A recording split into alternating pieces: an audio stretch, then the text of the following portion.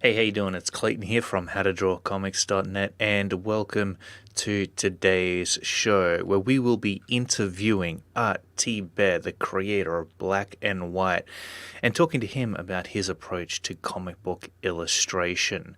Now, he hasn't arrived yet. He said that he will be here soon, so please be patient, and he'll be joining us in just a bit. We've also got Corey in the house.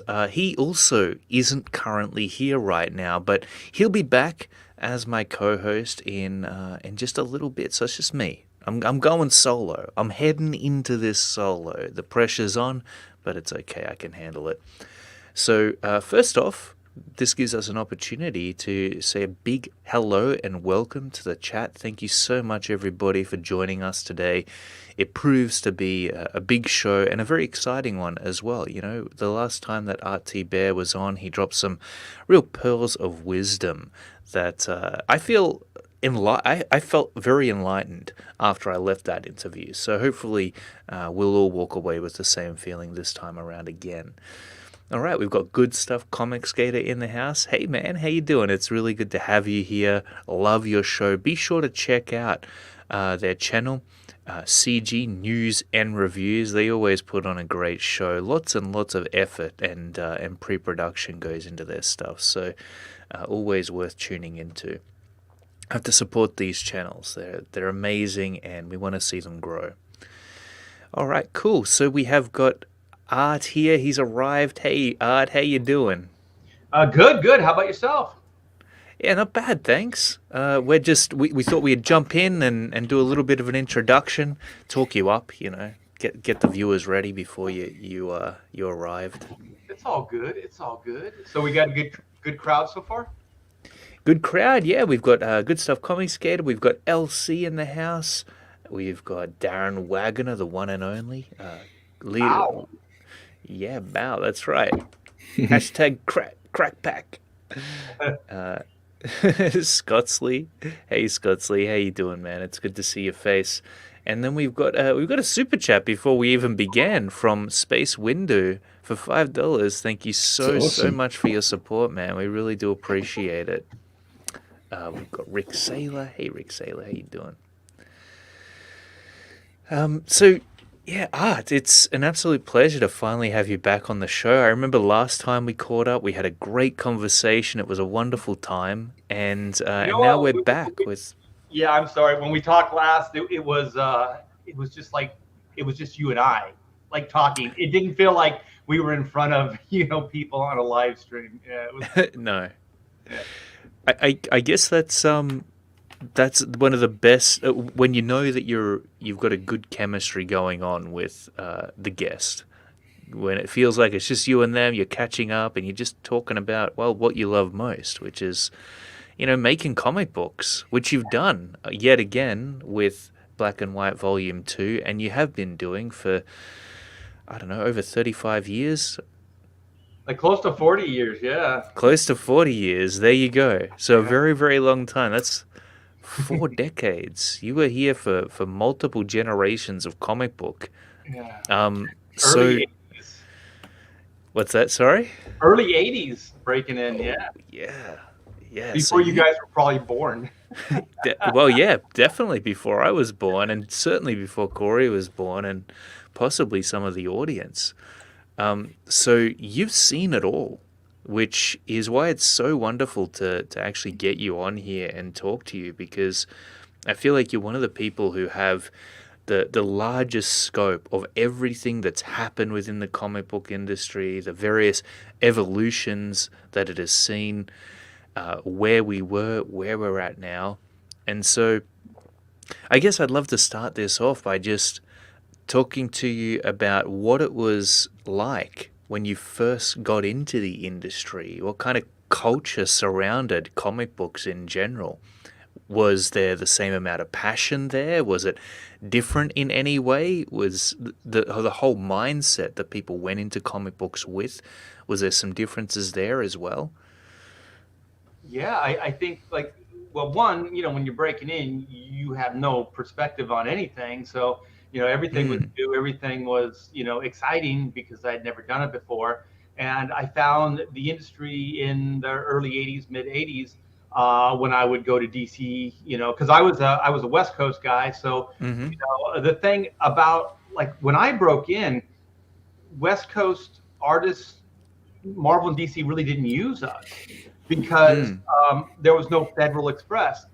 Hey, Right. Corey Clayton, before I broke in, there was no Federal Express. There was no internet. There was Yes. there was none of that stuff. So the only like Marvel and DC used New York guys or like East Coast guys because they could work, and bring stuff into the office, and they could work, face to face, and kind of, be like that. And so a lot of trust could come out of that, Yeah, because absolutely. they're there. West Coast, they didn't really take too much of a chance on. West Coast was mostly like animation. So a lot of, artists that had my skill set did animation and or illustration for, like, Hollywood, things like that, like movie poster type of thing, which is what I pursued at the beginning. That's what I wanted to do. I wanted to be an illustrator, versus a comic book artist. I kind of fell Mm-hmm. into that. But Right. I think, for me, the biggest and maybe the craziest, or the stupidest thing I ever did was, Jim Shooter was on the West Coast. He did a convention. I showed him my portfolio. He said, "You're not quite there yet, kid." He said, "But you come to New York, you can work with the Ramita Raiders." That was Johnny Ramita Sr., and he had a bullpen of guys at Marvel, and that you could kind of do art corrections and anything that needed to be done. You were there to do it, so you had the skill set to do that. But at the same time, you're working around all these professionals, so you can kind of absorb things and you could learn. And also, Johnny Ramita Sr. is kind of overseeing your work. So, you know what I mean? It's a great opportunity to learn. And Yeah. it was a paying gig. So when he told me that, I was really naive and dopey. So I was thinking, like, well, he meant it, right? So Mm-hmm. I worked my butt off. I saved up enough money to fly to New York City. I'd never really been out of California before, so I had just enough money, to fly there and back, and then, just maybe a couple $100 in spending money. So I had met, Craig Anderson, who was an assistant editor to Ralph Macchio at the time, and so I met him. He was a friend with Jim Valentino, and so we let him stay at our hotel during the San Diego con.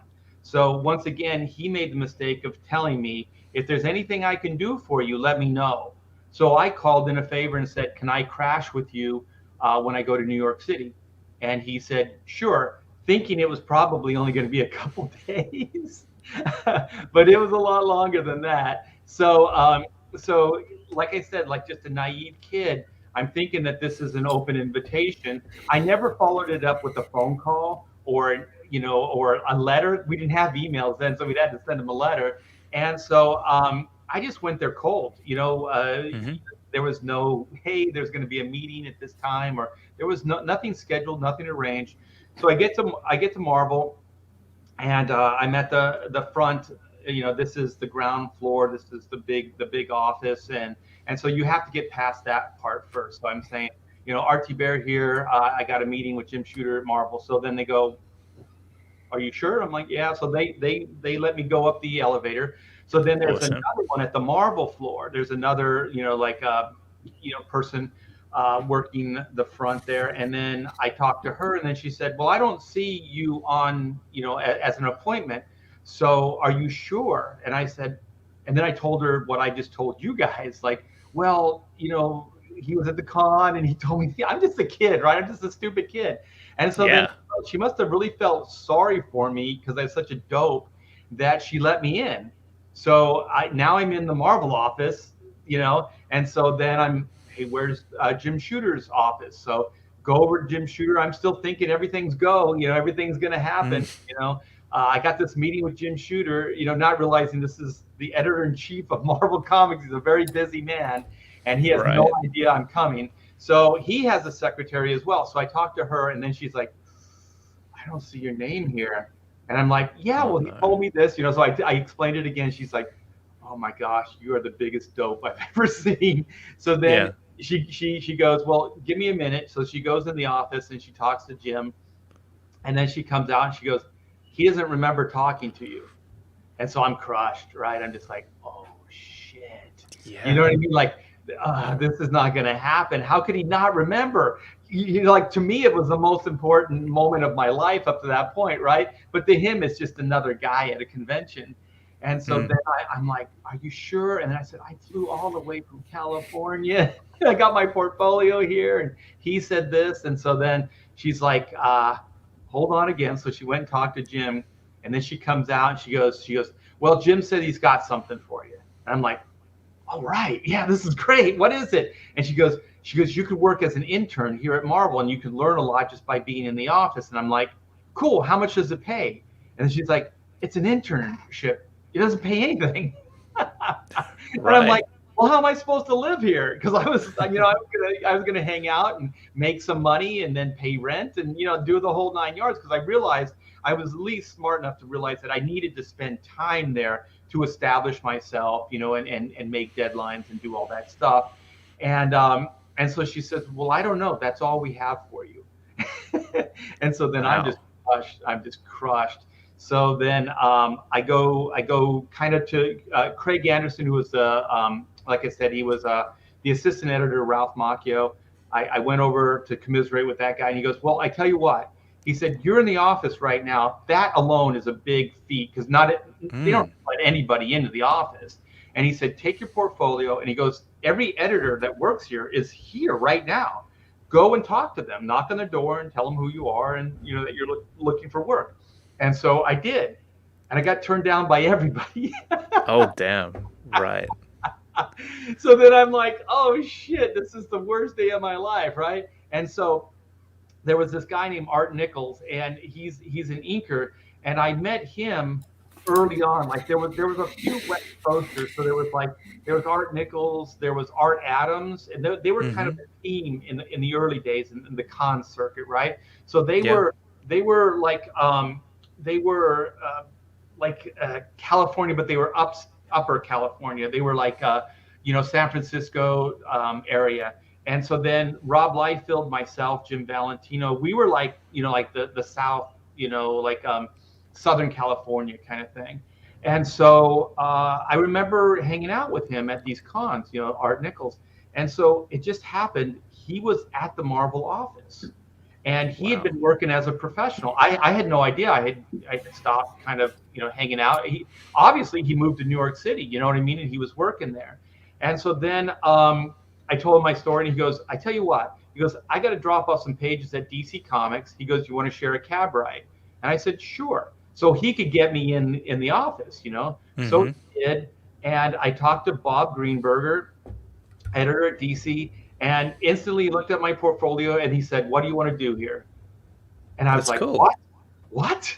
And he said, "What do you want to do here?" And I said, "Well, you don't want to be like arrogant and go, I'd like to draw Batman." You know what I mean? Yeah. So it was just kind of like, well, whatever you have.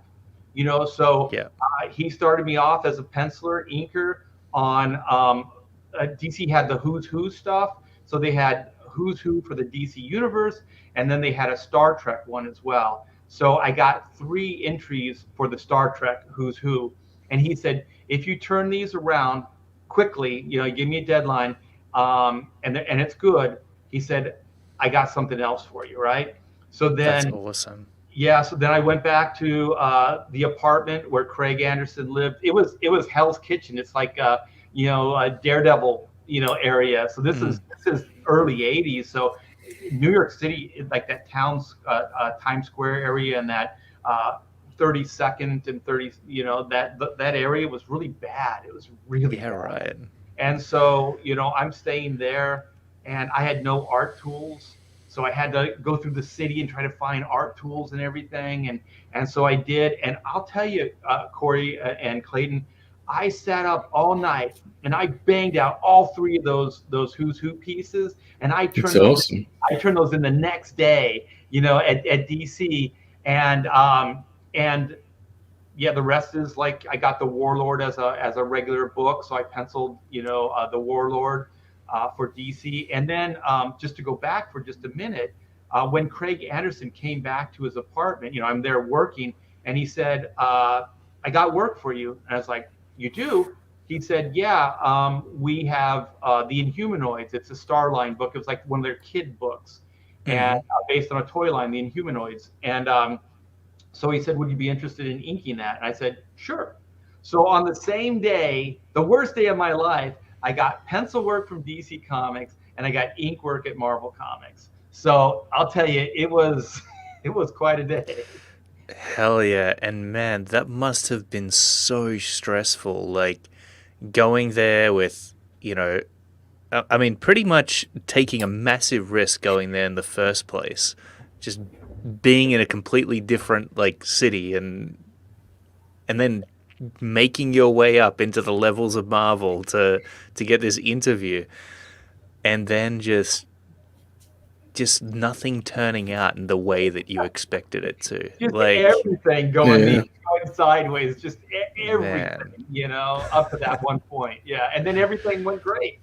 Yeah, you must have been relieved by the end of the day, like to start out with such I mean, what looked like it was going to be a very bad day, and then to end up with, multiple jobs and multiple tasks, and actually, being able to work for DC, getting a little bit of work for Marvel there as well. That's awesome. And then the real fright started, and I don't know if you guys have been like this because you're both artists and creative people. Is like Mm, you're talking to somebody and you're hustling to get the job, right? And then they give you the mm. Yeah. job, and that's when you shit your pants, right? Because now Oh you yeah. have to do it. You have to figure out how to make this happen. And that's almost scarier than getting the job. You know what I mean? The hustle is the hustle. You got a little bravado. You get kind of pumped up, and then you talk yourself up, and you get the job. But then the next is kind of like it's almost like they called your bluff, right? They went, Mm-hmm. Yeah. "Okay, we believe in you now. Don't let us down." And that's when it's really scary. At least it was for me. I don't know about you guys. Yeah. Yeah, no, absolutely. Every time I do a commission, actually, it's like, oh damn, I got to do this now, like, you know, or or whatever job it is. I know there's actually been job interviews that I went to where it was they given me the job, but it was more than I had bargained for. Like I was like, yeah, I actually don't have the time to do this job position that you've just given me. It was a full-time lecturer at some uni that I applied for ages and ages ago, and I only wanted to do part-time. But I remember having a really big decision to make that night, which was, do I pursue my dreams as a comic artist, or do I just do this thing full time? Go into the teaching full time, which would leave me no time to do my comic book stuff. Right. And yeah, I had to call him up and be like this was a guaranteed salary every year. It was decent pay. I was gonna be an adult. But then I was like, yeah, sorry, like And then I'm not gonna be able to do this. Yeah, I want to be a kid. I want to draw comic books. Pretty much, yeah. So, but I mean, your story says it all. You take risks to pursue your passion, and I think that there's something to be said about that fear of success. But if you get in there and you just do it and you give it your all, sooner or later it becomes, something that you become very, very familiar with. And before you know it, you know how to do a page, you know how to do an entire book, and it I becomes still, a I repetitive still feel like process. I still feel like it's like a learning process. Like I'm still like okay, black and white. We're like Mm-hmm. 4 or 5 days out, right? And so now I'm like, all right, well after this, it's full time drawing the book. You know what I mean? So it's almost like somebody calls your bluff, right? So the bluff Yeah. is, oh yeah, I can teach in this university, and then somebody says, oh really? Okay, well here's not only the job that you wanted, but this is beyond what like this is the great Yeah. job you could ever want. And then you're just like, oh, now I have to do it. Absolutely. It's funny. Another time that happened, I was working in video games for a little while, and I remember that an older a video game studio I'd previously worked at, they had called me up, and they wanted me to manage an entire video game project. They wanted to be the project manager, and I was like, I don't know what made you think I could do such a job, but because I had only worked as a texture artist for them before, which is, for those of you unfamiliar with games, it's nothing special. It's just basically coloring characters. And so I was like, yeah, I feel like that's going to be a really big task to undertake. And it's like, well, like there's this perk and this and that. And he called me back twice, and I'm like, yeah, man, I'm doing my own thing here. I wish I could take it on. I really do, because I really hate turning down work. And yeah, it's funny how sometimes you're offered an opportunity that seems so much bigger and so much more overwhelming than you feel confident executing. I Which don't know. I'm I don't sure, know. Yeah. Oh, I'm sorry. Go ahead. has happened to you before throughout your very vast career. Yeah, I was gonna ask you and Corey a question. Like, do you ever feel kind of like you're a fraud? Up to a certain point. Like somebody. It's like they call your bluff, right? Like you go, well, I can do this. And then Mm. they go, Oh oh, yeah. here's the job, and then you're just kind of like, oh shit, Yeah, for now I sure. have to do it. Yeah, yeah. Yeah, it's Yeah. it's a it's a weird feeling, and yeah, I think probably I can imagine that a lot of creative people would experience that, because creativity, it's not a sure thing sometimes. Yeah. It's not as sure as, like, bricklaying, where you just lay one brick on top of the other, right? It's Right. like, yeah, I can do that. Or or mowing lawns or something like that. I actually really enjoy mowing lawns. I was mowing my backyard a few weeks ago, and I was like, man, Oh, really, I man? should have just been a lawn mower instead of a comic book artist, because it's so much easier and so much more relaxing and you know Yeah. um but Wait, what are you yeah, talking about? Mowing a lawn compared to drawing? You prefer that? well, there's something to be said about it. And anyway, it's Sometimes it's just a matter that it's not drawing. You know what I mean? Like you're just not Yeah. doing that one thing. So at that moment, it feels like this is mm, freedom. You know what I mean? And also the thing about mowing absolutely, a lawn is you can't really screw it up. yeah, Because right, back, it's going to grow back. In a week or two. So I always thought that like if you styled hair, because I remember yeah, this poor woman, she's being all careful, like, are you sure about this, and are you sure about, and I go, it's hair. I go, it'll grow back. And she goes, you'd be surprised how many people freak out. I go, really? In a week you're gonna, in a month you're gonna be back here getting your hair cut again. I said, I don't mm, get uptight about it. It's just, yeah. it's like it's almost like it's fail proof, right? Because it's gonna grow back. But when you draw something, it's forever. It's forever, yeah. And meeting the expectations of whether it's your audience, your readers, or if it's someone that has hired you to do something, and they're expecting something great from you. That's when that fraud feeling sets in, and you're like, holy shit, I hope that I can pull this off and meet all those expectations. Yeah, yeah. And then um and then sometimes when they go, oh my gosh, this is really, really good, and you're just like, really? Like it's a shock to you, yeah, right? You're it like, is. oh really? Oh good, I'm glad. Yeah, it's Because like, you're phew, so, thank goodness. yeah, you're so involved in it, you don't even realize anymore, because you just lost yourself in that piece of Mm, work. So your perspective isn't there. So like especially if you spend hours and hours on a piece, and then fresh eyes look at it and they go, oh, this is great, and you're like, oh, yeah. really? Okay, good. I'm glad, because I And can't so, see it. yeah, and sometimes that happens to you as the artist as well. You're thinking it's going horribly wrong, and then you come back to it later on, and you're like, well, you know what? It's not that bad. Actually, it's pretty good. Right. Yeah. You know Um, what was like the major eye opener for me, because mm, working for the mainstream, it's all about productivity. Like, because there's always a schedule, there's always more books, and the faster you are, the more you can get paid. All that, all yeah. that thing. So for me, it was when I did something really, really fast, because I used to go, well, the more hours I put, the more detail, the more work I put, then that's gonna say everything. Hmm. They're gonna be impressed by it. And so sometimes you kill yourself on a piece of artwork, and then somebody just like, okay, right, and they just kind of Yeah. discount it. And then there's sometimes you just bang something out, right, and it's Yeah. somehow there's just this energy to it, or there's something magical about it.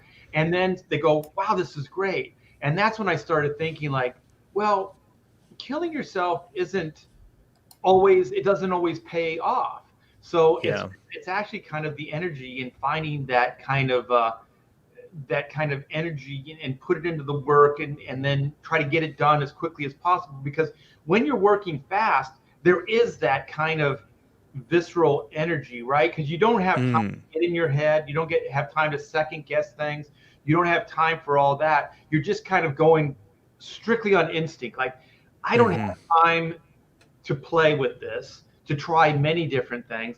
I only have time to do one thing. So your brain sharpens up, right? And then all of a sudden you're in this zone and you just boom, boom, boom, and you nail it.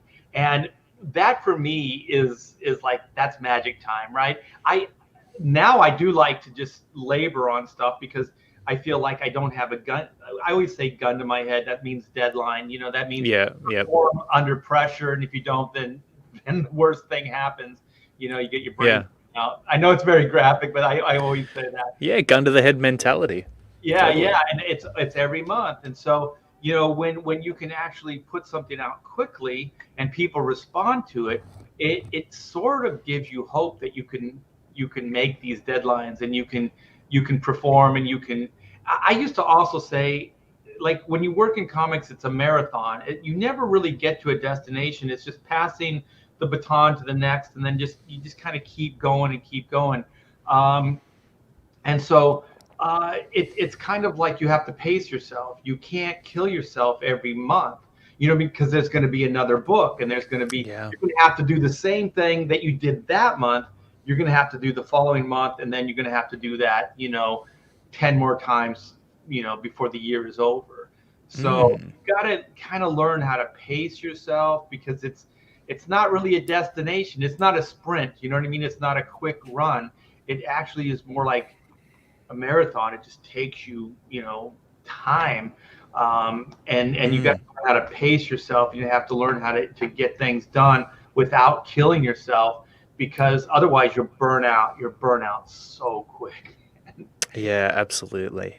I mean, we've certainly ran into that with some of our comic book stuff, like, obviously we got a lot of detail and a lot of rendering, and we really love to, you describe it well, kill yourself on these pages. And it can be, doing multiple pages like that a week can really destroy your motivation and your drive to keep on going. Because, even though we're not expending physical energy necessarily, there's a lot of mental energy that goes into this stuff. And so, I wish that I could find that mindset that you're describing more often, Art, in all honesty. Like, to be able to not think about things, to just keep on going, have that artistic intuition kick in, and just smash out a page in 1 or 2 days. Yeah, be careful what you wish for, because trust me, you don't want it. Like one of the things about, like, where I'm at right now that I do enjoy versus then is because there is a little bit more freedom of time. There's freedom to kind of explore, to try, to create, to just create, versus that, like, you have to finish this job and then you have to move on to the next one. And so the thing is, you don't really, it's like a treadmill type of way of living. And sometimes you don't realize how much of I call it being a robot. Like, you become a robot. So you're just kind of mechanical. You just kind of do the same thing every day, and you try to get faster at it and more productive at it. And then, but it's every day the same thing. And it's kind of soul crushing, and it kind of does wear you out. And until you actually stop, from being into that, I try to explain this to my wife. She doesn't understand. Yeah, right. That you realize how lost you were, like, kind of like a part of your soul, because you were a robot, is gone. And so what I like about black and white and chrono mechanics and CG and where we're at now is we can be creative. That's a different tool that a part of your brain, I should say, that you're using, and that is harder to do when there is a gun to your head. You know what I mean? Like Right. you kind of do have to be relaxed. You have to be open to things. You have to try stuff. Like I'll show you my drawing board. Look at Absolutely. this. Is like you can't really see the drawings because it's all blasted out right now. Yeah. But you can see it like these are all just ideas. You're just throwing them out, and then Wow. there's more everywhere. You know what I mean? So you're just constantly, for me, it's just oh, that's a little too low. It's exploring, it's trying different things, and Mm. just things I haven't been able to do like at the mainstream, and I'm enjoying it. But it has to come from like you have to be relaxed, you have to be open to it, because the creativity is hard when there's the pressure, and Yeah. sometimes you can get good stuff, sometimes you can't. But at this point, I kind of want to slow down a little bit and just really Yeah. concentrate on one project, make sure it's the best I can make it, and then move Mm. on to the next one, versus like two or three that same month. Like I don't know if you guys know, like at one point, I mean, I had a studio, so I had some assistants, but we were doing 6 books a month. That's more than a Wow. book a week. You know what I mean? That's insane. Yeah. I mean, we were making a lot of money and it was great, but man, it's just soul sucking. It takes it Yeah, out. for sure.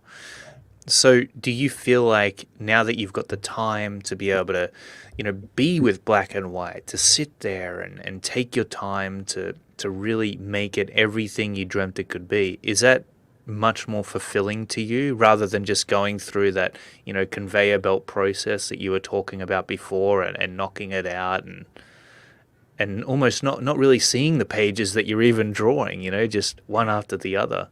Well, also, yeah, when you get the books back, after they're printed, Marvel and DC would send you comps. I didn't even really have time to look at them. You know what I mean? So Right. I would just go, okay, on to the next. Like it was always just on to the next, on to the next. That's how your mentality is. And so with Yeah. this, it really is like, okay, I'm going to try this, and then you come back the next day, and then you look at it, you go, got another idea. I'll try this. And it's always worked this way for me since I've been CG. It's better. Like Yeah. I draw my ass off, and I've learned this: draw, and then just let it go, and then come Hmm. back to it. And sometimes you might see it the next morning. Sometimes it might take a couple days. So what I like to do now is I like to work on multiple pages at one time. You know what I Hmm. mean? So then, you hit a roadblock here, then you can go over here. And sometimes just shifting gears, like from one page to another, it frees your Hmm. brain. And then you can start kind of thinking about things differently. And so then when you go back to that page, you find that you have a fresh perspective on the page, Hmm. and then you can, Cool. yeah, then you can do that. So I'm trying to do that more. Like you can see, like all 64 pages of the book are it like this. You know, Right. I used to get stuff like this, Clayton Corey, from Marvel and DC, and these were called breakdowns, and then I would do finished inks over them. So I used to get Jim Oh. Lee Yeah. breakdowns that looked like this, or Will Spertasio breakdowns, and then I would add the shadows and the textures and all the rendering and stuff like that on top of this. And so, but I want it to be like this because the closer I can get to realizing how I want it to look, then when I do the final drawings, then it's just a matter of kind of tweaking it slightly. You know what I mean? To kind Yeah. of making it work. As you can see, there's no costumes on the characters, and some of the details aren't there. But the compositions, pretty much the anatomy, everything is kind Hmm. of there. Like all the elements that I need are there. So then it's just a matter of kind of like putting costumes on, rendering any little tweaks, as far as Hmm. anatomy or things like that I can do. And also, I don't know if you guys work digitally, but like I'll take the little thumbnails, and then I'll Hmm. scan those in, and then if there's like tweaks, because you can flip it in Photoshop. You can, that mirror trick where you can kind of Yeah. reverse it and then you can see Yeah. the mistakes. And so I can flip it in Photoshop, and then I start kind of drawing over it. So I can kind of cut things out, move them. The head needs to be bigger, or move it up on the torso, or whatever it is. I can kind of do that. So it's kind of like digitally drawing, I guess. It's as close as I'll probably ever come to it. But then I can kind of cut and paste and move things around. Do you guys work digitally at all? Yeah, we do. We do a very similar thing, or at least I do. If there's a head that's too big or needs to be repositioned, or an entire character, it's very easy to do that digitally, especially at this stage. I'm Yeah. surprised at how clean your layouts are, though. Like, it looks like you take some real efforts to really make sure that those contours there are polished and clean and sharp looking, whereas mine are a lot more sketchier in comparison, I have to say. Well, the pencils were, but then I come in with, like a Copic or something, and then I come in and I do the marker work. And what I find, I've always penciled and inked my own work ever since I was a kid. So it's kind of like that's how I always thought that's how the comic was supposed to look. So I Yeah. never really broke it down like there's a penciler, there's an inker, there's a colorist, that type of thing. So I just did everything. And so to me, when I ink, I sharpen up. So what I find is, like, if I penciled it a little odd or weird, I can kind of fix it with the ink, because for some reason it's just the way I'm wired. That it's also that thing that I was telling you about, like when there's a gun to your head, like you sharpen up, you like get like crystal clear, because this is the final thing. Like, you guys work digital, so you can kind of fix it, but I never really grew up in that time where you could Yeah. cut and paste, and you could delete stuff and all that. So then Yep. when I ink it, I instinctively correct it. You know what I mean? And I can put things, I can see it better, and I can do it. And then when it's inked, for some reason, I see it better. I relate to it better than like in pencil form. So even when I lay things out, I almost always ink them. And it's everybody, like, you guys are looking at it like, oh, it looks like a lot of work. For me, it's not. It's just kind of the Right. process. Because some people, like, you pencil like an inker, and they say things like it's so clean, it's so precise, it's so whatever. And that's just kind of the way, we all draw the way we're wired. This is like what your comfort zone is, how you work. Heck yeah. Absolutely. Sorry, that was a question from the chat. It was from Henry Jarmek. They just want to know about your artist influences.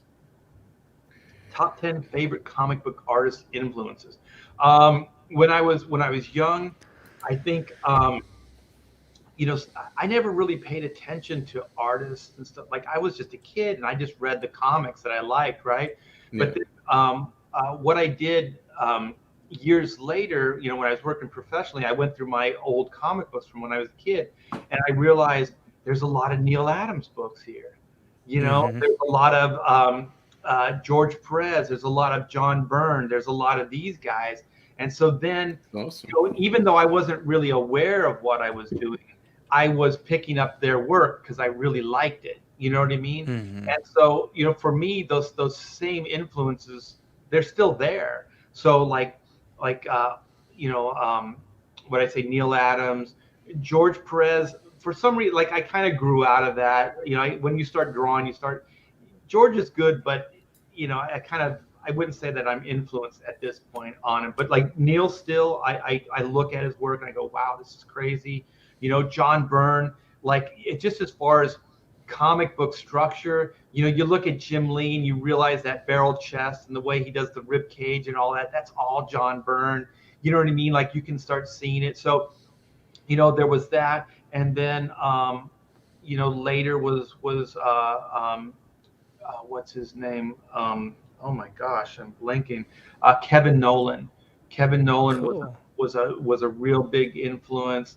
And then Barry Windsor Smith was a huge influence. And then I always loved David Mazzucchelli, on Daredevil Born Again. Just fantastic. Just the right amount of brushwork and pen work.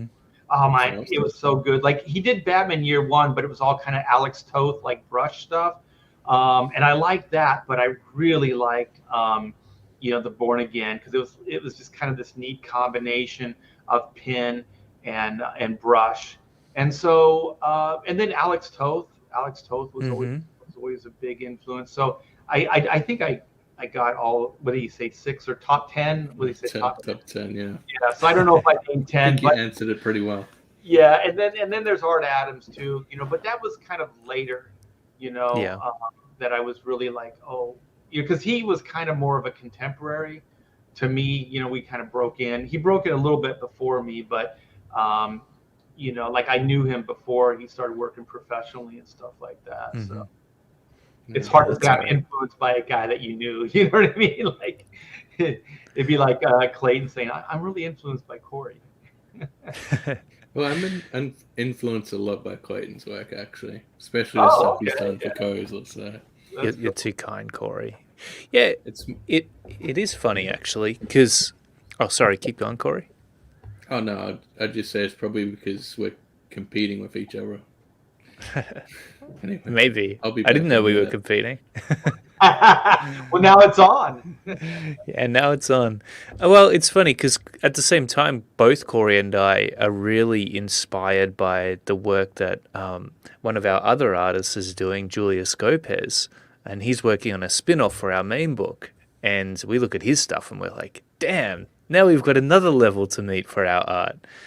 And so I think it is really cool to try and either find, well, yeah, find other artists that exceed where you're at with your own, something to aim towards, something to aspire to become as far as the quality within your own work. Because sometimes you meet the level of your influences, and if you get there, it can be like, okay, what do I do now? Like, I've arrived. What next? I think as artists, Yeah. we need that next milestone. Well, what I found is and I always liked performers that kind of would morph, like they would have a long career, and it's because they changed it up like every decade or so. So like David Bowie comes to mind, where he Hmm. was able to like just stay relevant over his entire career practically.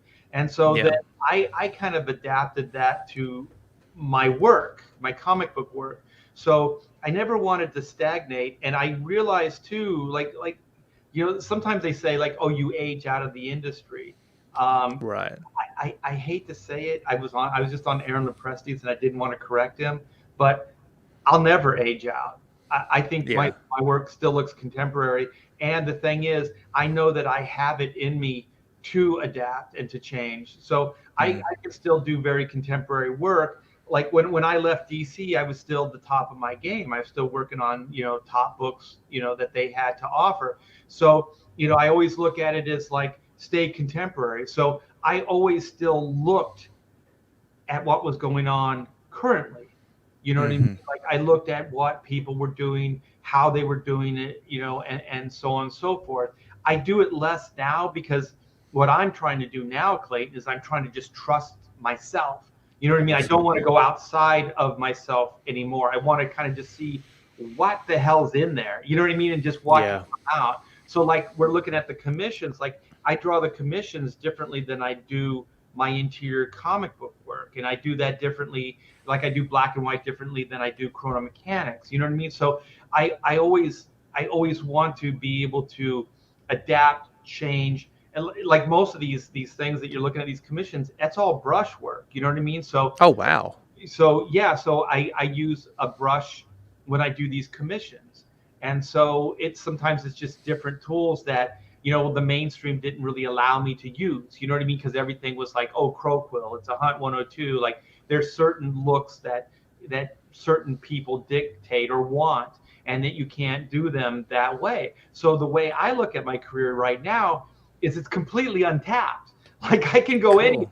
Cool. There's all kinds of ideas I have. I still feel like, I feel like I'm just starting my career over again because I can go anywhere. It's just a matter of time. And then hopefully, I can attract an audience that will want to follow me, because it's commerce. You got to make money. So as long as they're willing to follow me and to support what I do with their money, which I appreciate, then I can keep experimenting, I can keep trying, and I can keep doing things, because I want to do a comic that's more in this type of style. Like you probably look at it and go, it's very tight, but to me, it's really not. Like I'm literally just throwing lines down with a brush, like all that Yeah, hair right. stuff, it looks like it's really all mechanical and thought out. It really isn't. It's just kind of thrown out there. Oh, it's beautiful. And sometimes that produces a bit more of a natural look anyway. That's, outsiders will look at it and they'll go, "How did he do that?" But it's all, some of it's random. And I think that you have got a very desirable style, Art, and it does have a modern appearance to it that people are going to and have certainly latched onto. I mean, the amount of support you've received for this book says that alone. But it's interesting, that whole aging out of the industry thing, because I feel like good art is good art. That's kind of always been my philosophy. And so if I look back at, say, Conan's Savage Sword, which was, back in the Bronze Age, I believe, it's like, that looks stunning to me still. Like that's a gem of a comic book. And and even in the 90s, we saw comic books like Spawn and that classic image look. And, that became an older style, but still one that had massive amounts of appeal to it. And I feel like, I do wonder if, a younger person, say in their teens, saw a comic book from either the 90s or from the 80s or even the 70s these days, would they still have that impactful reaction, which is like, yeah, that's epic, that's super cool. Yeah. Right? I don't know. You and I would, but I really don't know. Like I used to, like there are trends. There's trends in almost all the arts, like music and drawing, comics, film, TV. Like there's always that. And I kind of look at, like, okay, let's just use John Byrne. Okay, John Byrne is aged out. Like it's pretty much like he's aged out.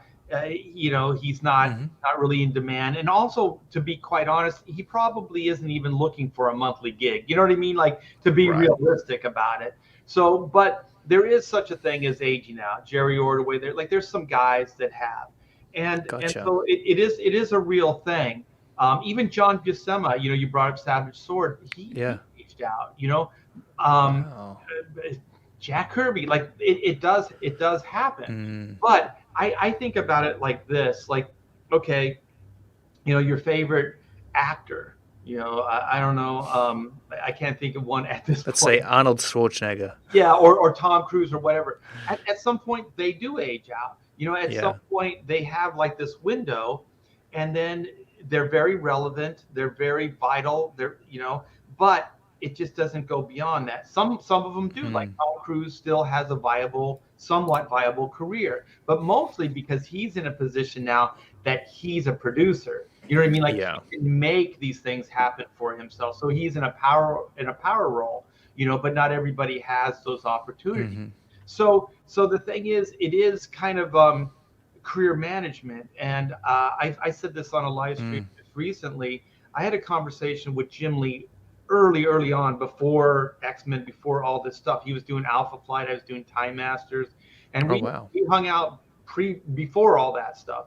And so we were going to some party. It was San Diego Comic-Con, and we saw Alfredo Cola, and he was just kind of sitting on the curb, and nobody was talking to him and anything. Talk about Savage Sword. I mean, he inked John Buscema. He's an amazing inker. He's an artist. And so he just was destitute. No one was talking to him. And then we knew what was going on. He had aged out. Like, he was no longer relevant. No one was giving him work, things like that. And so, we were talking that we never wanted to be a casualty of this industry. You know what I mean? Like, we were just starting our careers. and we said, this is what the industry does.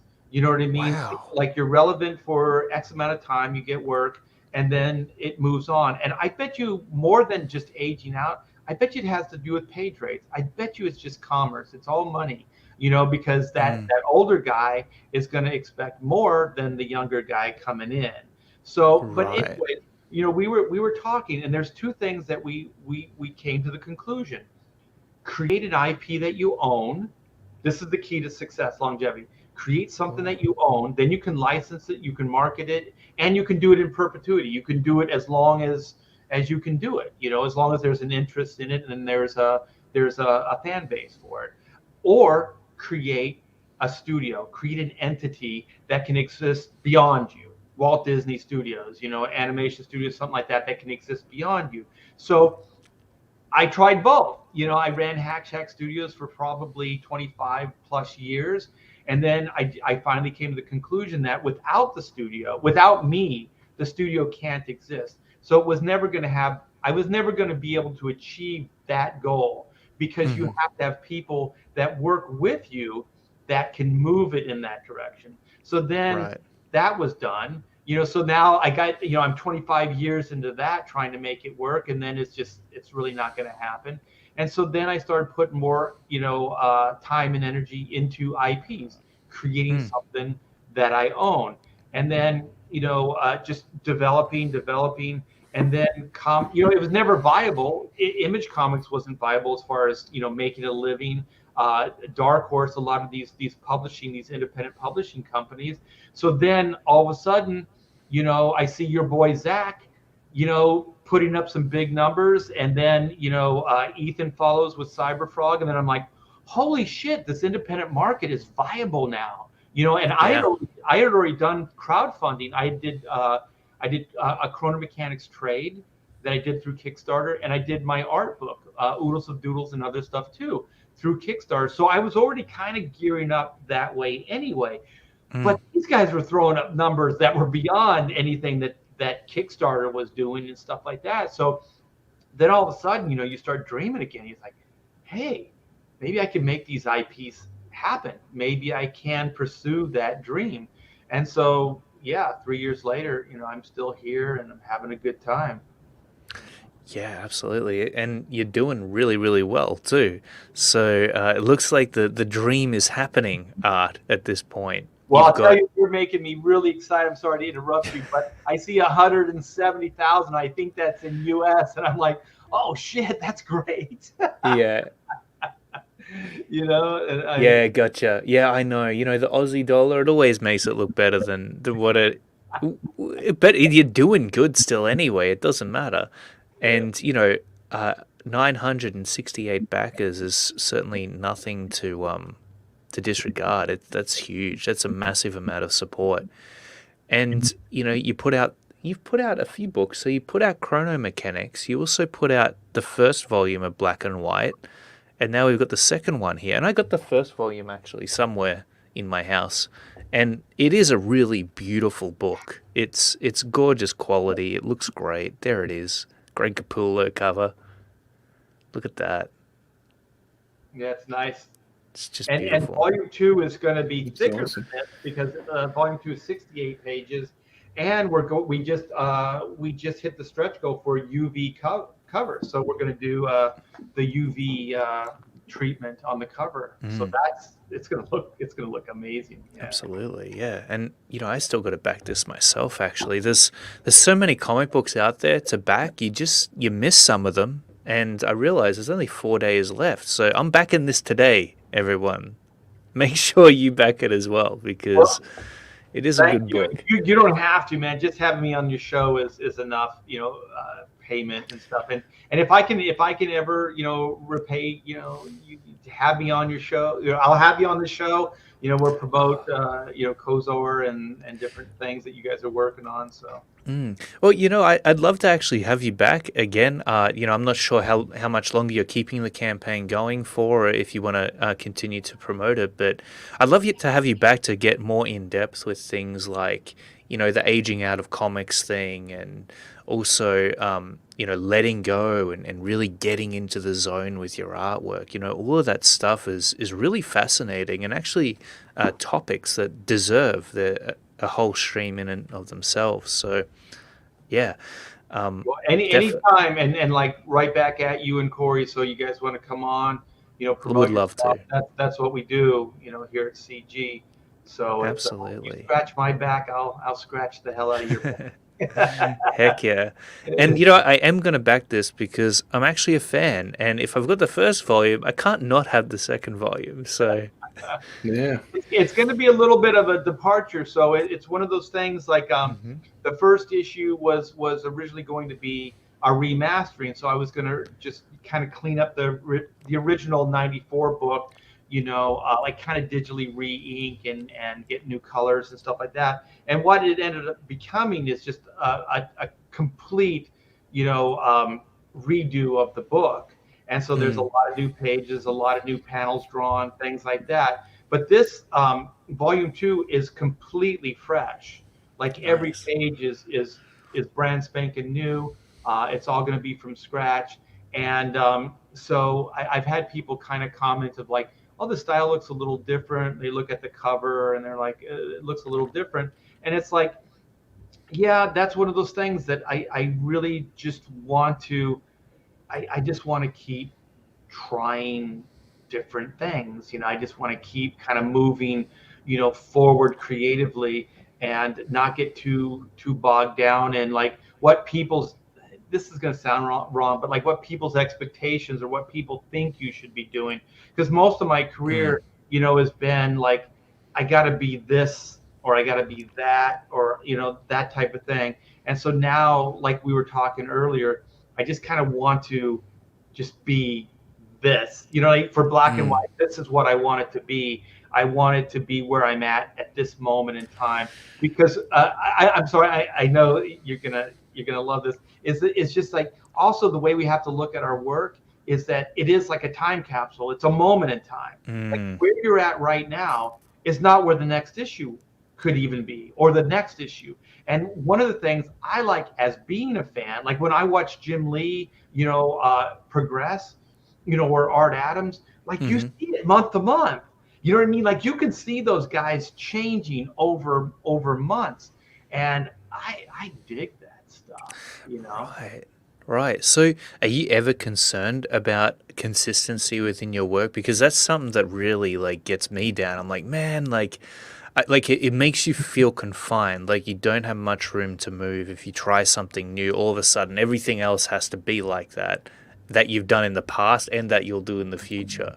But I think, yeah, for me, like my answer to that, and it's always been this way. I had a conversation with Klaus Janson, and he was inking Dark Knight Returns. Man, I went into his loft in Soho. He had the pages on his drawing. Oh my God, it was so cool, right? And so I always knew that he was very expressive with his work, and I knew that it was a departure from the way that Tensler drew it.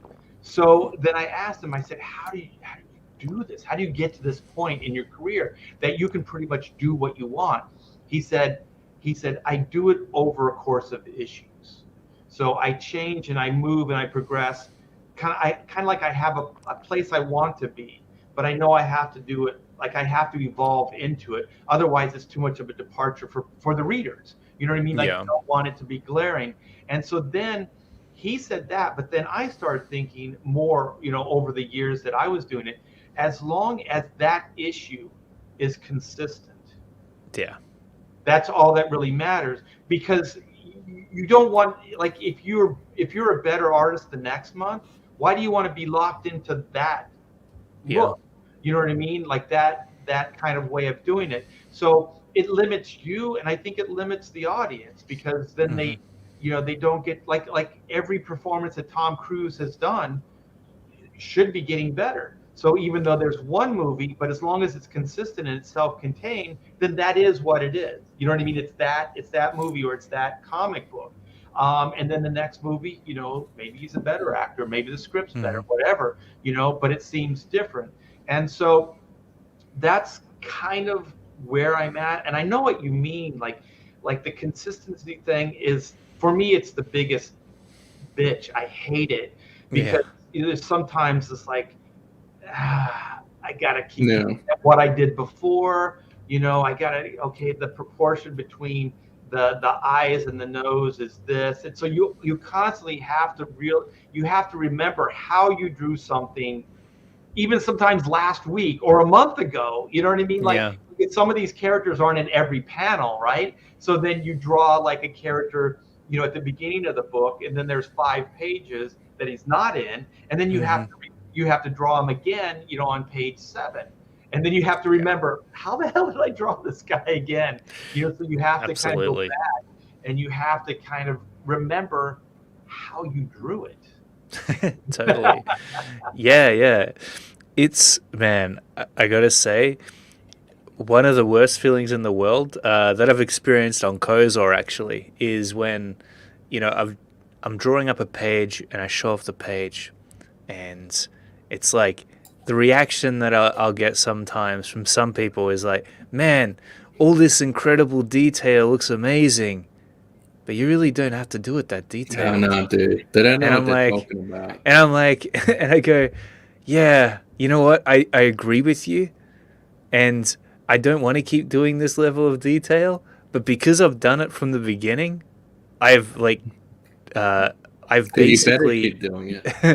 yeah, I've basically now set the stage. Like, I've got to keep doing that for the rest of the book. So That's your high bar, right? That's exactly, where you're at. Well, it's funny because we're getting some work done on the house, like that rail mm, behind me. hmm, This was a conversation I had with a guy, and then there's some imperfections and things. And I said, well, there's this, and this, and then he's like, nobody's going to notice it. And then I yeah, said, I don't give a fuck if no one notices it. I said, I'm not doing. I want that to look this yeah, way. I know nobody's going to look at that and go, that's wrong or that's not cool, but I will. So when hmm, we draw sometimes, Clayton and Corey, we're drawing for ourselves. You know what I mean? oh Like, yeah, we're drawing this like, well, no one's going to care about all the detail you put in this. Like, I don't care. This is what I want to do. it's so true. Yeah, I'm not drawing like you are drawing for an audience, but sometimes like there's a certain way you want to do it, and you're doing it for you. Like hmm, sometimes no one's going to care what I just did, but you're doing it because that's what you want. Or yeah, like in my case, sometimes I've had other artists like work it with me in the studio, and they go, "Why do you put all that work in? Like you do stuff that you're not even getting paid for."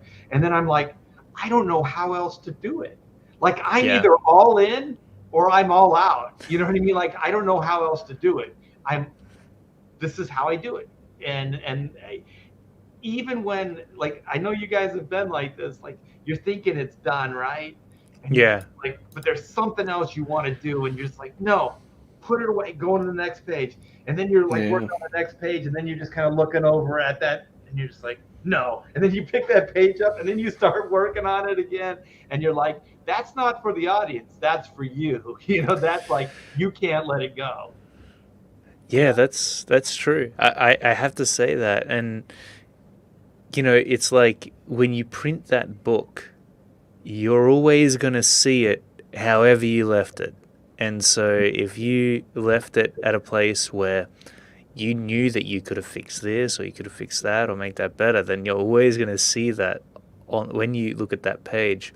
And it's funny because I hear that a lot, which is uh, no one will notice. But I've read some comic books and I've watched some animations, and it's like you can tell that somebody in that production had that attitude.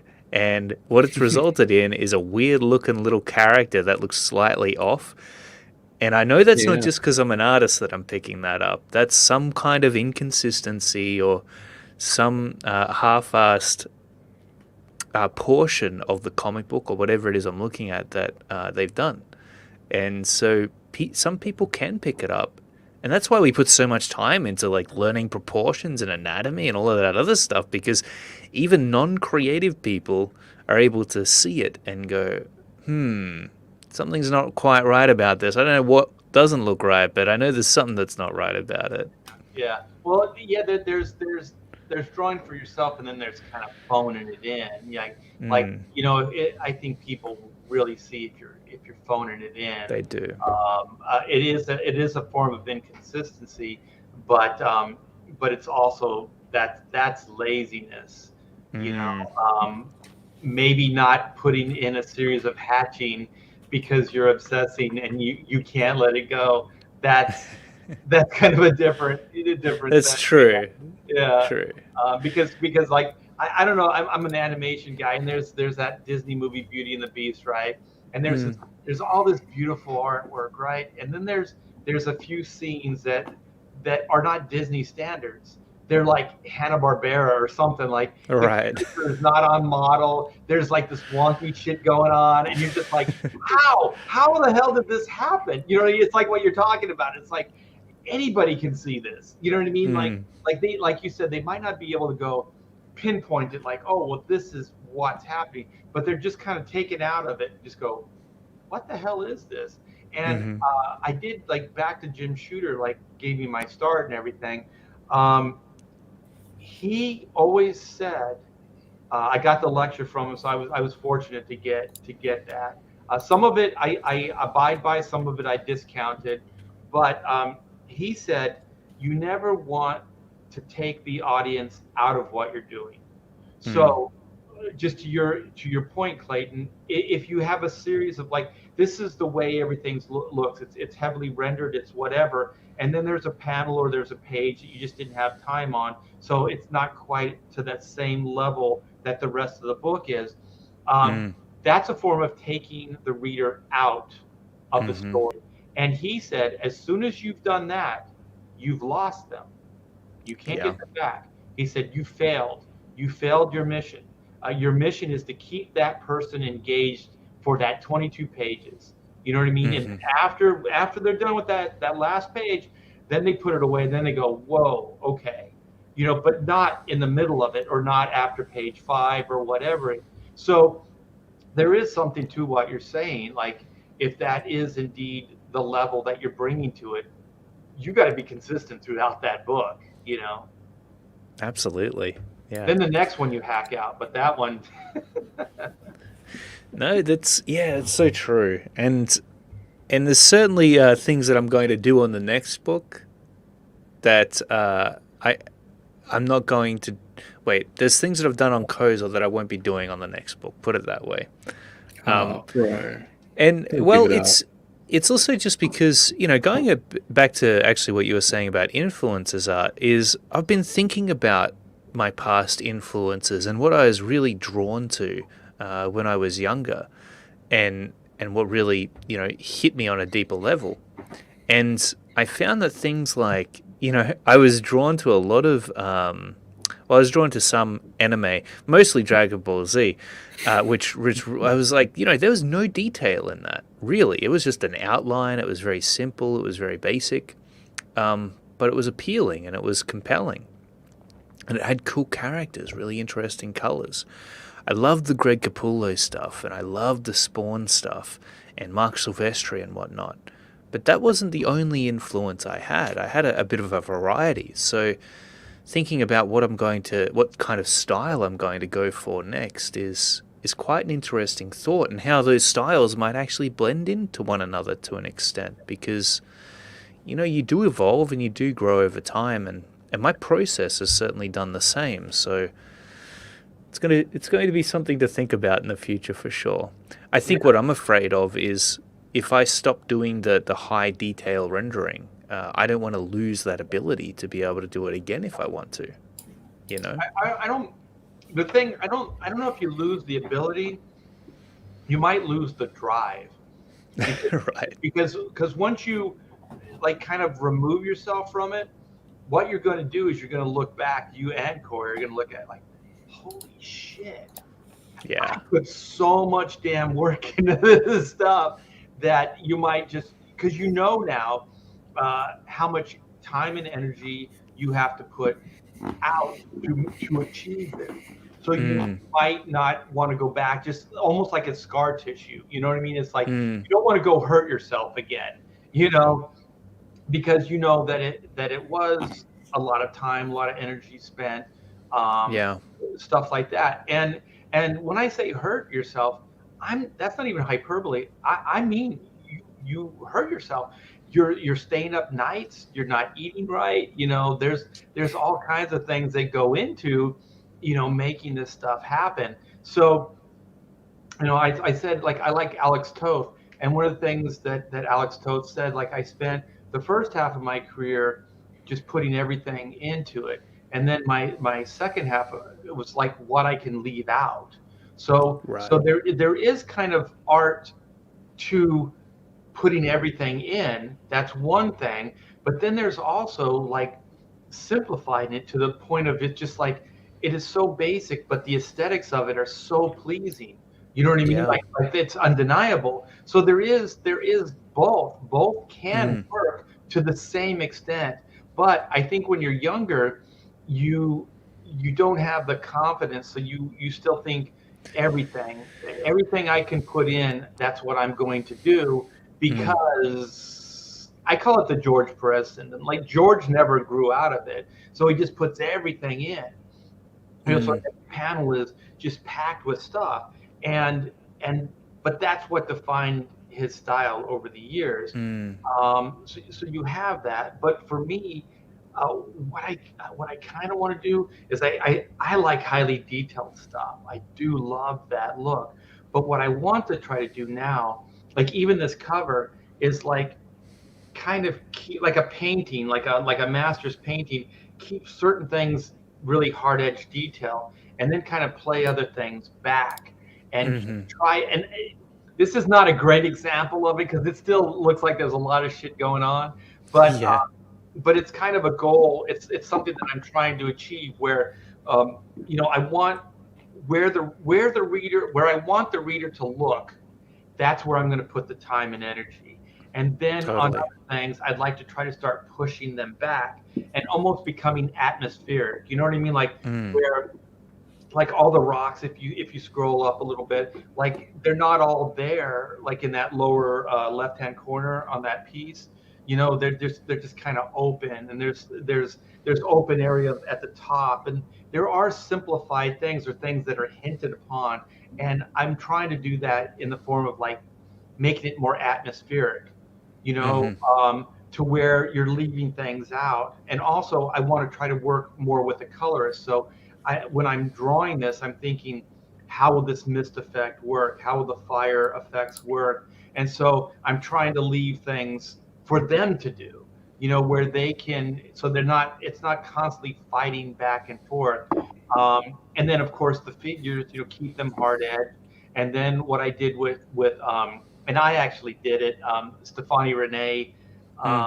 he didn't do it. I knocked back the background. I went in digitally and changed that. So like the Cool. figures in the background and some of the background elements, what I did is I desaturated the color, and then I knocked it back. And then with an eraser tool, I pulled out the foreground stuff. Cool. You know what I mean? So it looked more like three-dimensional and it had depth. So those are the things like I'm kind of playing with now, because sometimes you just see the color and you don't realize that maybe the penciler or the artist is art directing the color as well. Even though Stefani is a great colorist, but there's things that you still want to do, to Mm. express yourself. Yeah, for sure. I mean, I guess you're also taking on a bit of an editorial role in that capacity as well, Art.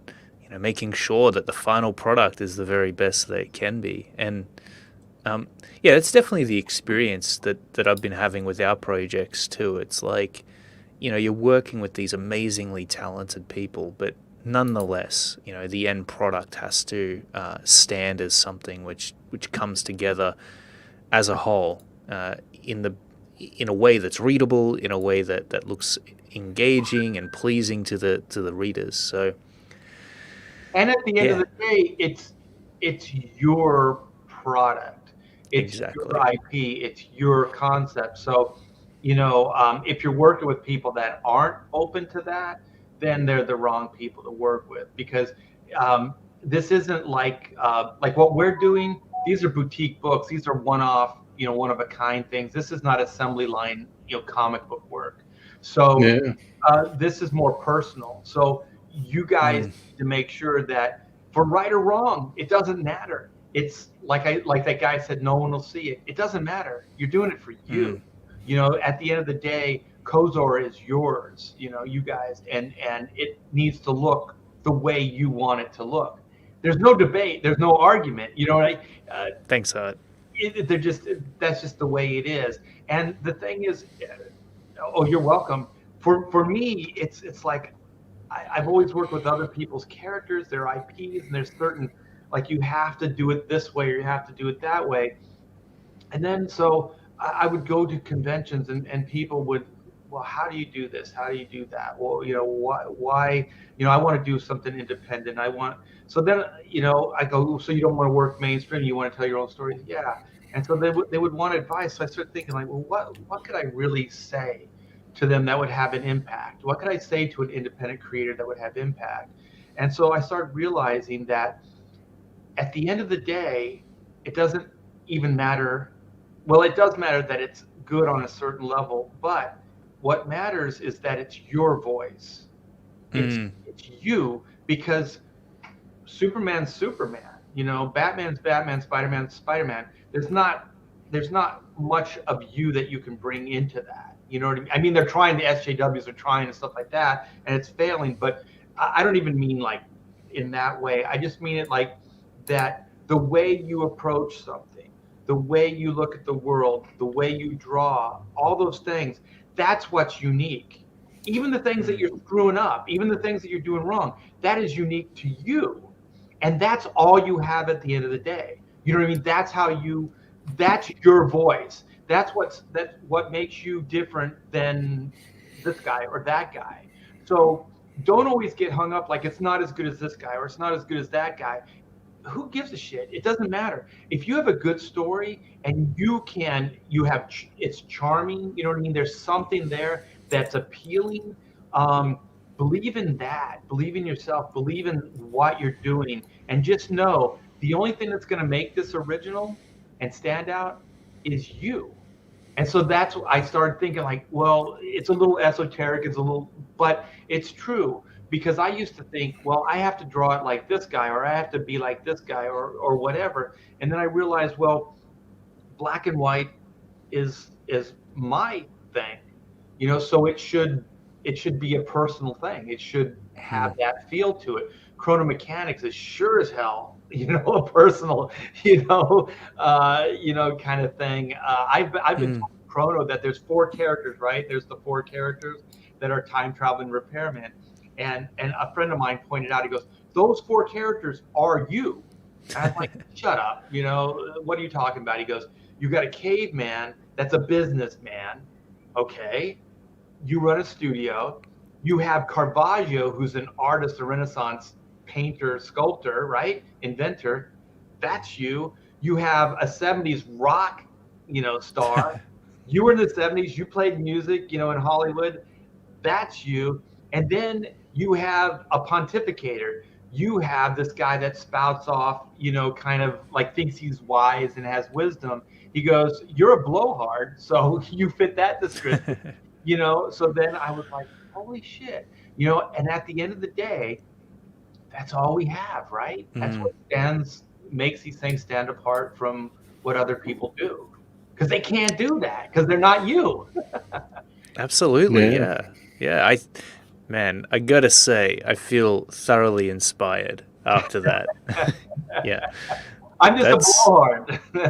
no, it's awesome, because I think when you're sitting at the drawing board and you're doing these pages, so many doubts can creep into your head throughout the course of doing that page, and I think, and you doubt yourself along the way. As I said, you feel like, man, am I going to disappoint people?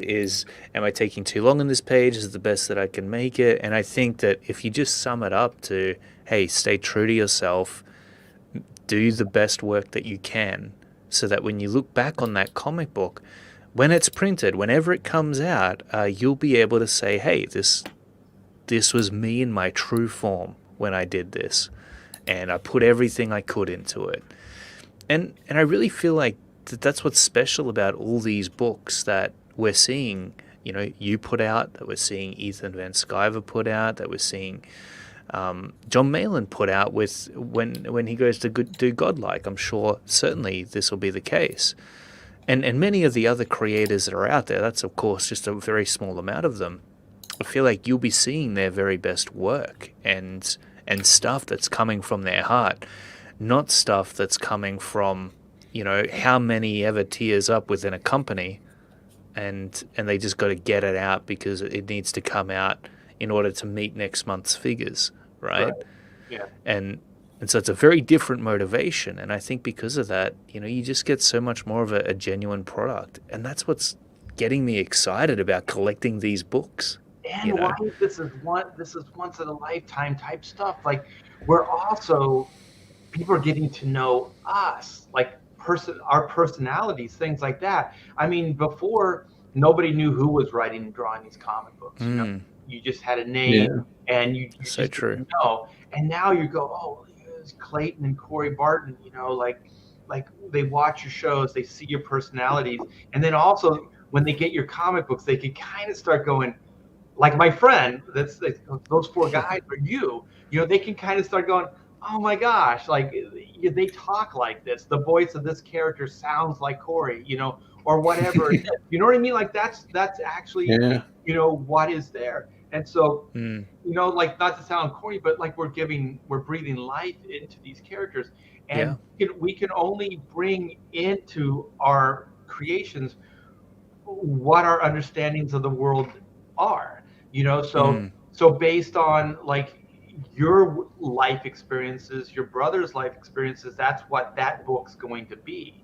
Same with me, and so on and so forth. So you can always expand upon that because you're always learning new stuff. But like you said, it's almost like a time capsule. That book that you guys did, and then the book that you're doing now, will be that moment in time. It's not where you were, and it's not where you're going to be. It's a moment in time. And so what I learned, how you were saying beating up on yourself and all that, we all do it. And I try not to do it as much as I used to, because what I do now is I just go, it's a moment in time. Like it stands on its own. Because usually I don't look back at my work and go, that was great. I usually almost always look back at my work and go, that's really horrible. I could do better. But then I forgive myself and go, but it was the best I could do at the time. You know what I mean? And that's that little disclaimer, right, that you give yourself. It's like moment in time. Then you can go, that stands on its own, but now this new project is going to stand on its own. And then you're just going to keep building. So you kind of forgive, where you were. And I look back now at my career early on, and I'm just like, that's where I was at the time. You know what I mean? And then I just kind of move on. And, sometimes this happens. Most of the times not. I'll look and I go, that's pretty good. You know what I mean? Yeah, good. It doesn't happen a lot. Sometimes you're just like, wow, that was kind of inspired, Yeah, sometimes it's scarier when that happens because you're like, man, how am I going to pull that off again? Yeah, it's a lot of pressure, right? Who drew that? I don't even know how I did that.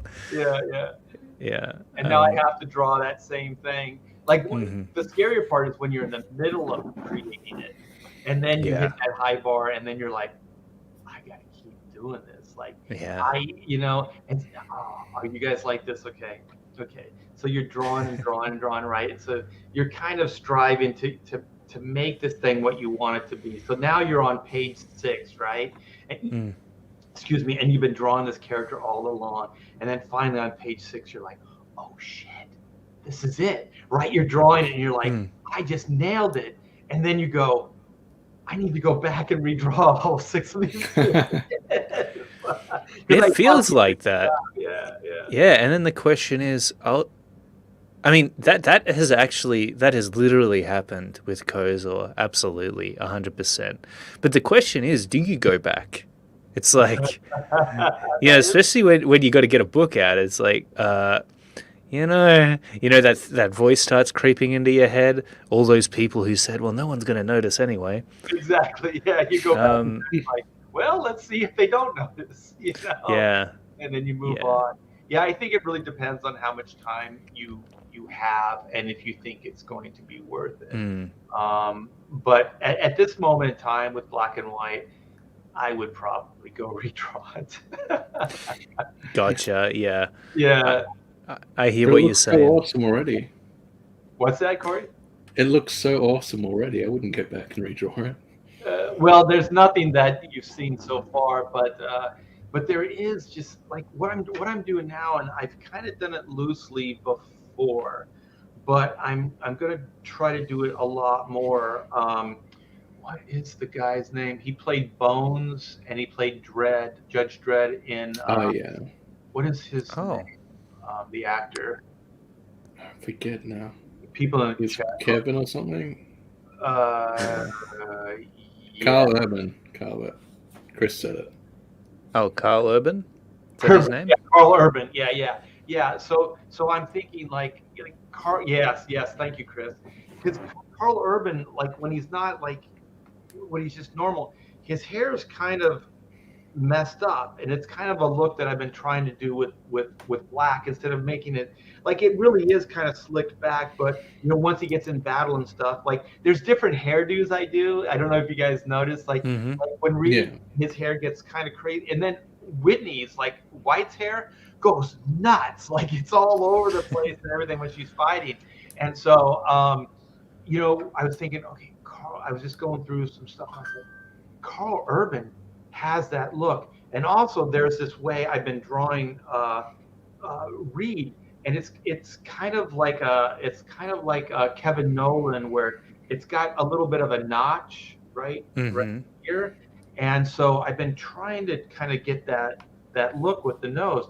And then I noticed Carl Urban already has it. And also there's one thing I've been trying to play with is like I usually make the bridge of noses really long. Like if you look at my cable work in X-Men, Mm-hmm. it's really long. And so with Carl Urban, he's got the proportions, the facial proportions that I'm looking for. So when I actually sit down and really hammer this book out, I'm going to put Carl Urban printouts everywhere. You know what I mean? So every time I look up, I see it. And then there's this actress, somebody in the chat found. How can I do this? No, I can't do. She's a Asian American, so she's a hybrid. Oh, right. Yeah. A half and half, and so Whitney Sung, aka White, she's got an American mom and an Asian dad, Chinese dad. So there's this actress that the chat was like, she looks just like the drawing that you did on the cover, because that's how I want to move forward from here. Mm-hmm. And so they told it's Kelly something, and so they told me, and I was like, yeah, that's it. So then I'm going to do the same thing with her, and also like her main hairdo is kind of the same way. So I can just Cool. kind of go back on that. So that will almost become like my model sheet. You know what I mean? For And sure. there's a lot of photos of these, because they're in movies, and so there's a lot of photos that exist. So it's not like I have to, like in the old days, you'd have one shot, from a magazine, but you'd have to make up what the actor looked like from the side view, 3/4, and all that other stuff. And so this way I can kind of really study the actors, and how you were talking about consistencies. I think like facial consistencies are probably or inconsistencies are what people pick up on the most, because it doesn't look like the person anymore. So it's like if you're in the middle of a movie and it's Tom Cruise, and then all of a sudden it becomes, Harrison Ford. It's like in the middle of the movie, then it's really glaring.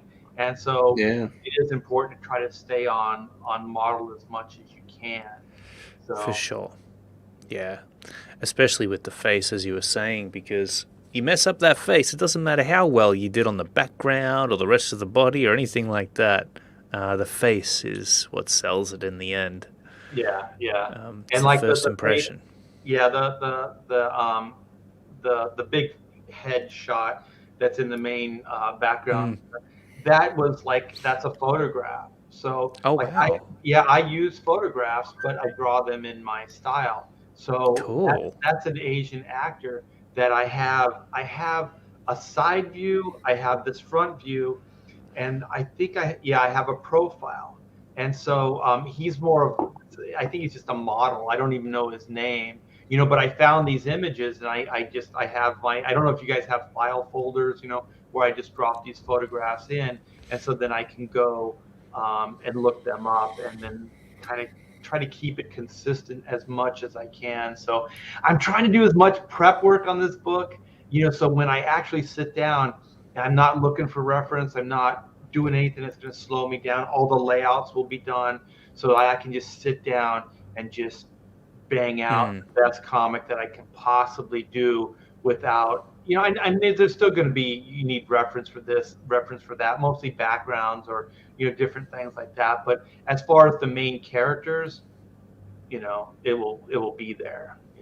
That's super awesome. Yeah. And after all these years working as a comic book artist within the comic book industry, inking, penciling, do you how does it feel to work on your own comic book now? You've done it so many times before for other characters. Now that you're doing it for yourself, you're still doing the same old thing, but now it's on your own project. Has the feeling changed at all?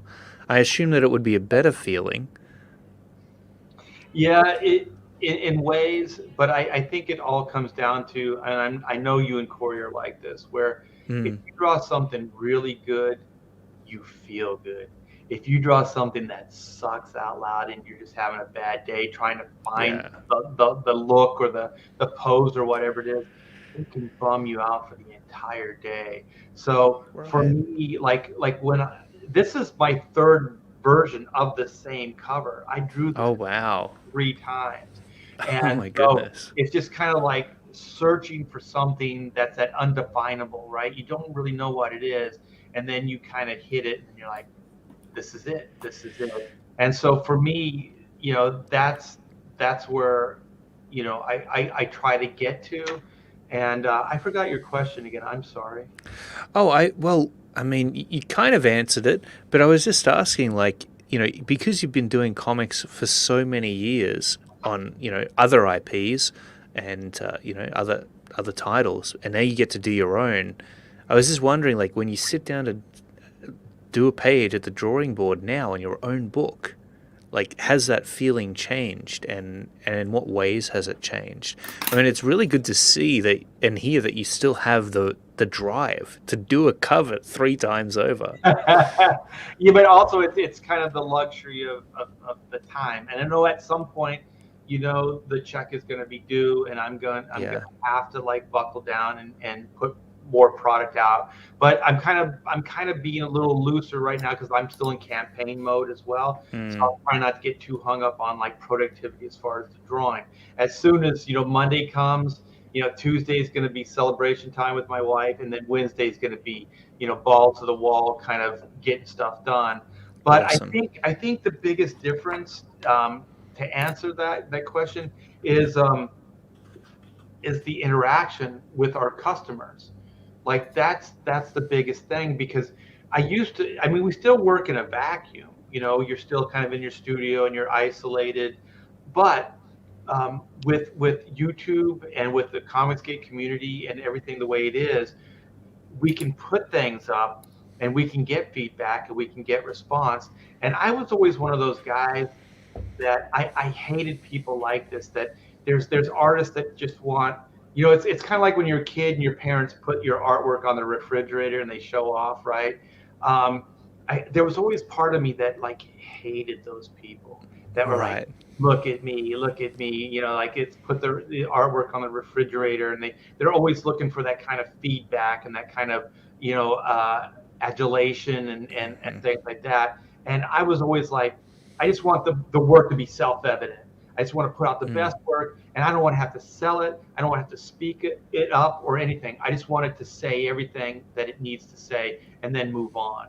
You know what I mean? Like I always thought, like if I put it all into the work, I don't have to say anything, you Yeah. know? So, like almost 40 years into a career, now I realize, I'm working, I'm hanging out in the chat, you and I and Corey are hanging out and stuff like that. And then Yeah. start realizing that as long as you keep it in perspective, as long as you don't let it go to your head, as long as you don't get crazy about it and start thinking you're a god or something. I think that's why I had a problem with people like that, because they Right. think that they're God's gift. And I think as long as you can kind of keep it, in focus, then it's fine. Get that feedback. When somebody says it's great, just yeah, thank you. Thank you so much. Be gracious about it. Somebody's enjoying your work. And then I started thinking like, what isn't this what it's about? Like all my career, Yeah. I feel like I was missing everything. Like this is what it's about. We're entertaining people, Yeah. and so we're gonna get feedback from them. And then why not listen to it? Why not, take it to heart? Good, bad, and different. Somebody might say it sucked. But then you go, well, it's your opinion. But if it does connect, if it does have truth to it, then you go, thank you. Yeah. I'll not make that same mistake again.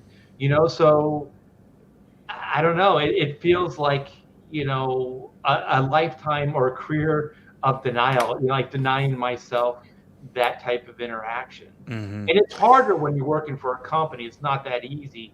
But there were Right. still conventions, and there's still ways of doing it. Um, Mm. Joe Casada comes to mind. He was one of Right. the biggest, like, look at me kind of guys, and I used to resent him for it. Right. I'm not friends with Joe anymore, and I doubt that we would ever be friends, so I can say this, but Yeah. he was definitely that kind of guy. And if you think I'm lying, look at his body of work. Mm. Most of it was in the form of covers. So that's a guy that definitely wants to do as little amount of work as possible and the highest profile possible, right? He wasn't interested in interiors. He wasn't interested in Mm. storytelling. He wanted to do covers and he wanted to be a star, what I Mm-hmm. mean? And put out the least amount of work as possible. Right. Yeah, it pays to remain humble. I think not just in terms of the way that other people see you, but in making sure your mindset is where it needs to be at. Because if you already think that you're there, if you already think that you're a god, like you said, why would you try any harder? Right. Your work would just slip backward because you would never be trying to get better. Because if you're already the best, why do you need to get better? And so a little bit of self-doubt from time to time, and having a reality check, reminding yourself that, hey, you might be good, but you haven't reached the epitome of what you can be yet, at least, Right. is certainly good medicine for any creative person to take. Well, I think the challenge is what inspires and motivates. It's Mm. weird. Like the artist is like, I very, very, I don't really praise myself that much. I'm trying to do it more these days, but I'm usually the beat down guy. But then, sometimes like the beat down can inspire you to do more. Like I'm gonna do it better this time out. But sometimes it can actually damage your self-esteem. Sometimes you don't want to try because you think you suck so bad. So it's kind of like picking yourself off the floor and then getting yourself in the chair in front of the drawing board again and just going, just put a line down. You know what I mean? Just Mm-hmm. make a start. Just do something, so you can start that momentum again. Because you were just knocked down to rock bottom. And I know you guys are like me, where it's usually not anybody else that's doing it. It's usually you do it to yourself, right? Yeah, for sure. Oh, of course. Yeah. And, it's funny because I experienced that just this last week. It would take me it would take me an hour or two to get really into it. I was doing this new diet thing. I felt really tired and really unmotivated. But you know what? As soon as I started on the task at hand, I was off to the races. I was like submerged in that for hours on end afterwards. So it Yeah. really is sometimes just, getting started on it and getting yourself into the mode you need to be in. Getting started is really the hardest part. Truly, it Yeah. is.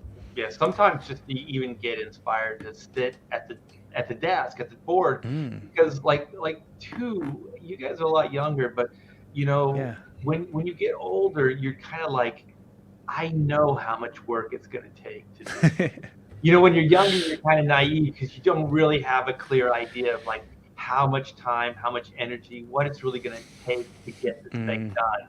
And then when you get a certain age, it's like, holy shit, do I want to do this? Because I know exactly what price I have to pay to get there. You know what I mean? Like, a couple sleepless nights, this amount of hours every day, this is the quota I have to make, all that kind of stuff. So, it is kind of just trying to motivate yourself to just put that first line down, just to sit at the board for that 12 hours or whatever it's going to be. For sure. I was going to. Sorry, I just thought of something. Yeah. I don't know. I mean, you're on a different continent. Your time is different. But you know what? I was thinking we should maybe do a weekly show, or like maybe monthly or every couple weeks, like this, because this stuff comes out.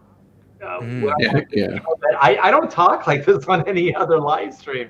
I mean, this is pretty original, and you guys kind of are coming from the same place, So I'd love to. Yeah, I think I'd be down. And let's do it then, because I think it would be insightful. Because like sometimes we just think of like the externals of drawing. You know what I mean? Like, oh, here's an art book, and it doesn't really like, what's the psychology of it? How do you motivate yourself?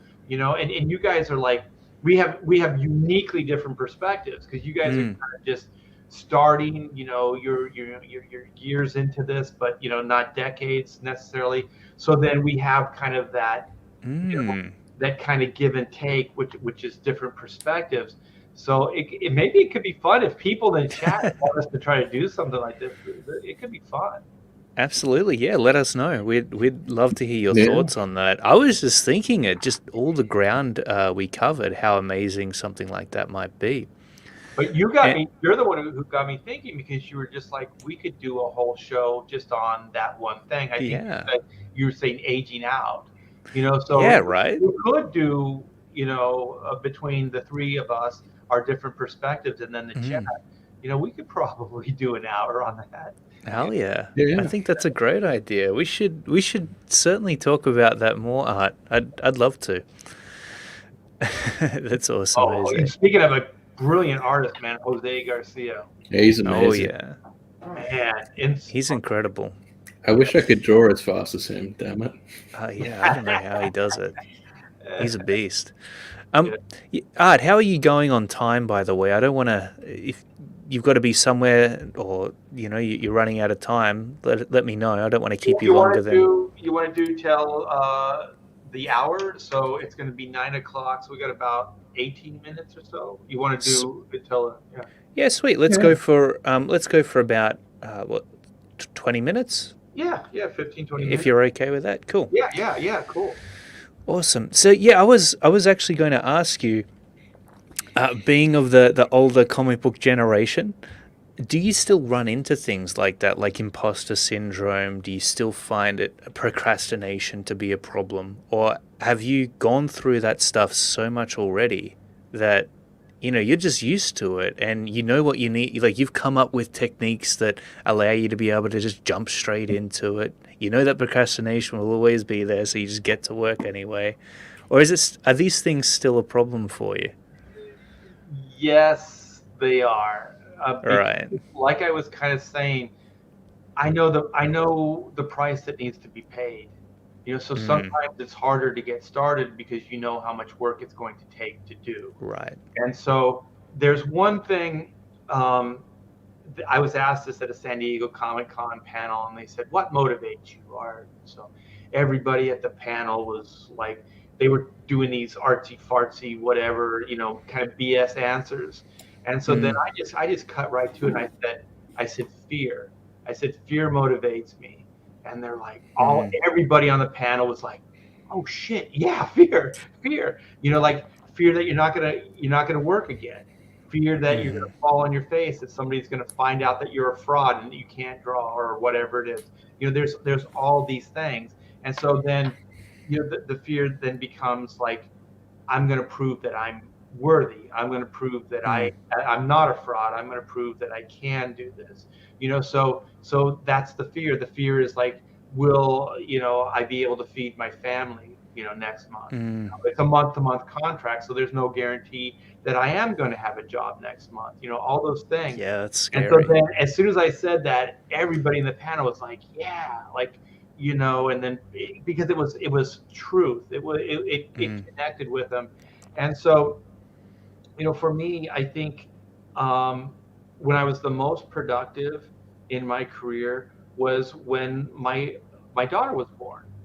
And so then I kept looking at it. It's like, up to that point, I was productive. I was getting things done. That was, when my daughter was born, I was past the X-Men phase. So I'm back at Marvel. This is after Image Comics. So I'm back at Marvel and I'm working on Ultimate Spider-Man and Ultimate X-Men.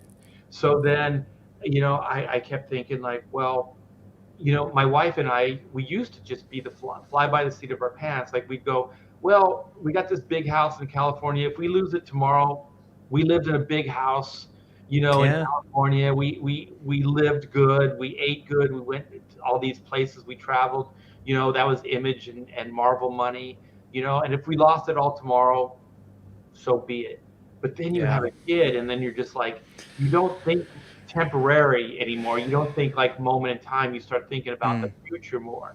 And so, I was like, well, she's going to want to go to college. We want to send her to college. There's all these things. And so I just went, that's it. And then there's also, you want to spend time with your kid. So I had an external studio. I drove to a place. I purposefully kept it outside of the house. So, because there's that if you have your drawing board, you have your studio. I still did, but I didn't use it because it's too easy to go, I'll just put a couple more hours in, and finish it. So I pretty much did like a 9-to-5 existence. Well, it was 9 to 6. So I would get in the studio, the office at 9 o'clock, and I'd work straight to 6. And so whatever I needed to do in that amount of time, if it was 3 pages I needed to do in that amount of time, that's what I did. And so it became like, whatever has to be done gets done. You know what I mean? Yeah. There was not giving yourself any excuses. Like, if I'm doing 3 books for that month, I have to do 3 pages a day. And so there's no choice. And then I would make sure that I did that in that amount of time, regardless, whatever it was, I would do it. And then I would drive home, have dinner with my family, play with my kid, and then that would be that. And then I also started trying to work it where I worked Monday through Friday, like a normal work week, right?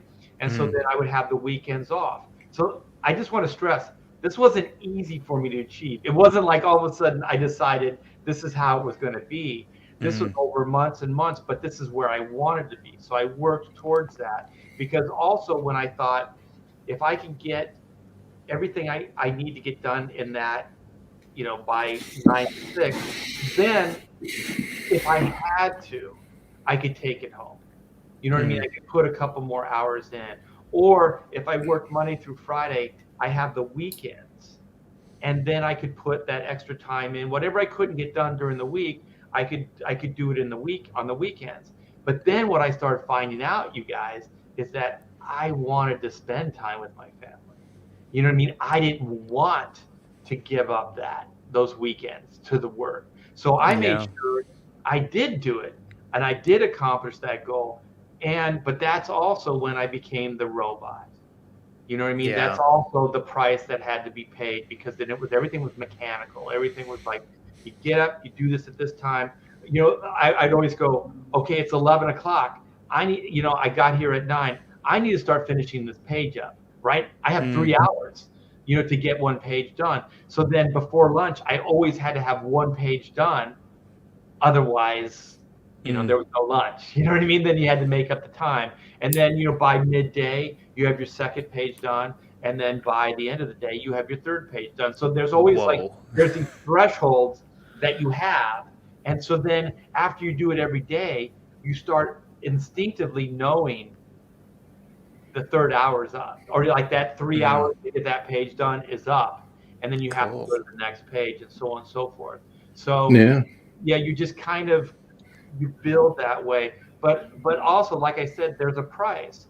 So I didn't know how much of a robot I was until I pulled back. So my way of answering the question is, you'll find that if you have to do it, you can do it, but there's always going to be a price. You know what I mean? It's either going to be time with your friends, your family, or no sleep, or whatever it is. There's going to be a price that's met, or you turn into just a machine, and then you just become mechanical and just bang it out, kind of thing. Yeah. We got a question from NTM Comics. He's like, when you get a chance, he wants to know about you getting stuck on page layouts and what you do it for, I think. When I get stuck on page layout, that's why I showed you like my drawing board. Like you didn't even, I got a stack right under this other stack. So I just keep moving on. So if I get stuck on one thing, then I go to the other page and I start working on that. And what you'll find is when that different perspective, you start using a different part of your brain. And so then when you go to the part that you were stuck on, somehow you've kind of worked it through. I don't have a better way of explaining it other than subconsciously you're working the problem out. You don't even know you're working it out. So the thing is, you always want to be productive. When your pencil is not moving is when you're losing money, is when you're losing time. So you always want to keep that pencil moving regardless. Like I remember, you always, the pen or the pencil always has to be touching the paper, right? Otherwise, you're losing time. So you always keep that going. But the thing is, sometimes it's not there. Sometimes the pose isn't there. Sometimes the composition just isn't there. It happens to everybody. But what I'll do is I'll just set that aside, and then I go on to something else. And then what ends up happening, trust yourself. That's the hardest thing, I think, most artists. Trust yourself that you're going to work that problem out. So when you see that, just go, I'll figure it out.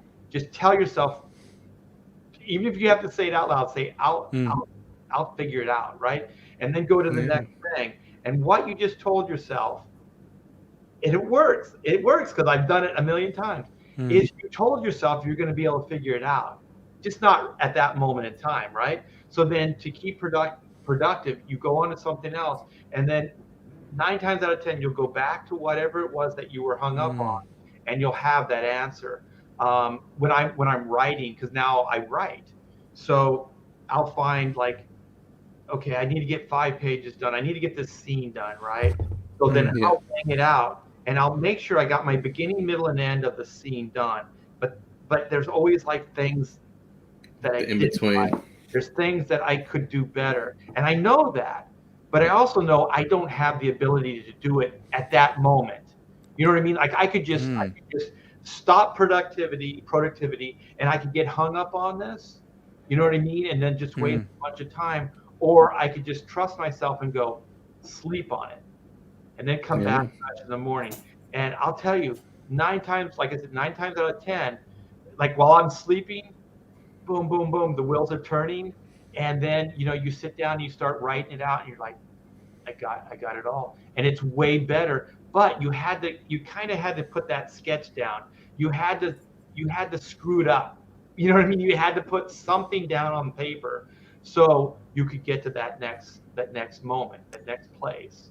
Totally. So, like I said, it's not always like mechanical. It's esoteric. It's kind of like I would tell people, because I would train people at Hack Shack Studios as well. So I got new people coming in and working with me and things, and I would tell them, like, you need to learn how to motivate yourself, because I cannot do that for you. I can tell you what motivates me, But I don't know what motivates you. Some people are motivated by money. Some people are motivated by just doing a good job. There's all kinds of different things. And then there's all kinds of different levels. Like I said, tell yourself you'll come up with the answer and then move on to something else. That's something I've learned. That's how I do it. That's how I motivate. But it might not work for you guys. I remember talking to Greg Capullo about stuff like this. And I said, that's how I do it. And he says, I don't fucking do it like that. I go, well, how do you do it? He goes, I just hammer it out. He goes, I'll make mistake after mistake after mistake. He goes, I am a stubborn motherfucker, and I'll just keep fucking doing it. He goes, I'll bang my head against the rock. And Greg, if you ever hear him talk, like, he's very graphic. He goes, until there's blood, because that's his way. Like, he's not going to give it up until he gets it right. So he's just tenacious that way. But that's his process. It's not mine. Everybody has different ways of motivating themselves. Man, there's so much you said there that we could spend because I was relating with it, like I just, like, my daughter is about 1 month off of turning 1, and so I relate a lot with what you're saying. It's amazing when you have a bad month and you've got a kid, how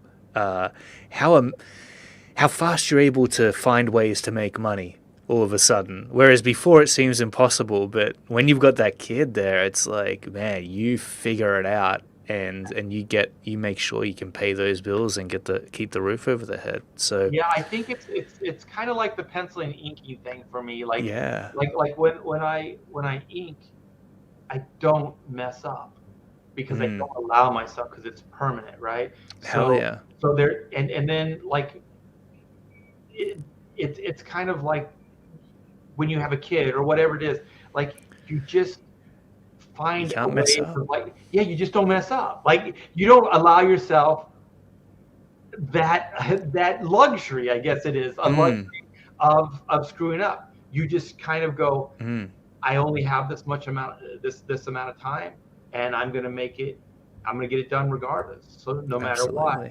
And like we were also talking, like, sometimes you can spend 12 hours on one panel. Sometimes you can spend 5 minutes on one panel, and one can be just as good as the other, Absolutely. It's crazy. Yeah. And it's funny timing, because Corey and Corey was working on 2 different pages of colors at the same time. I was working on 2 different pages of line art. And when I got stuck on the one page, I went over to the other page and I just started working on it. And you're totally right about what you were saying, how your brain it works it out subconsciously. It figures out what the problem is for you, so that when you go back to it and you revisit it, it's all good to go. Right. So I actually have another thing on the subconscious, because when, like, if I want to ink it in a certain style, like I'm inking somebody different, or I want to learn a different style, I submerge my wall, my drawing board, everything I see peripherally is that where I want to be. So every time I pick my head up, I see it. Every time I move around, I see it. Or if it's a comic book, I have a stack next to the toilet. You know what I mean? So when I'm taking an epic dump, I look through it. So the thing is, I try not to be, like, conscious of it. I try not to go, I'm studying this, I'm really looking at it. You know what I mean? Like, I just go, you're subconsciously taking it all in. You know what I mean? Like, it's just always around you. So subconsciously you're taking it in. And then what you'll find out if you trust yourself, then it will come out, because you understand it in a way that you didn't even know you understood it. So I told everybody, like, when I would teach in the studio, I'd say, it's the subconscious is the best way to learn. Subconsciously is the best way to go, because you don't even know you're learning it, because we're all humans, and there's a part of us is like we're rebellious, right? It's like, I don't want to fucking learn this. I don't want to learn this, right? Because it's work.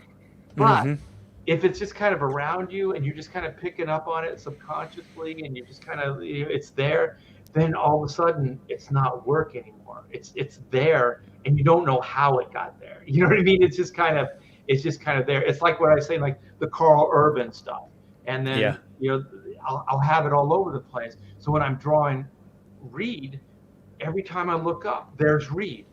You know what I mean? He's there from every Yeah. angle.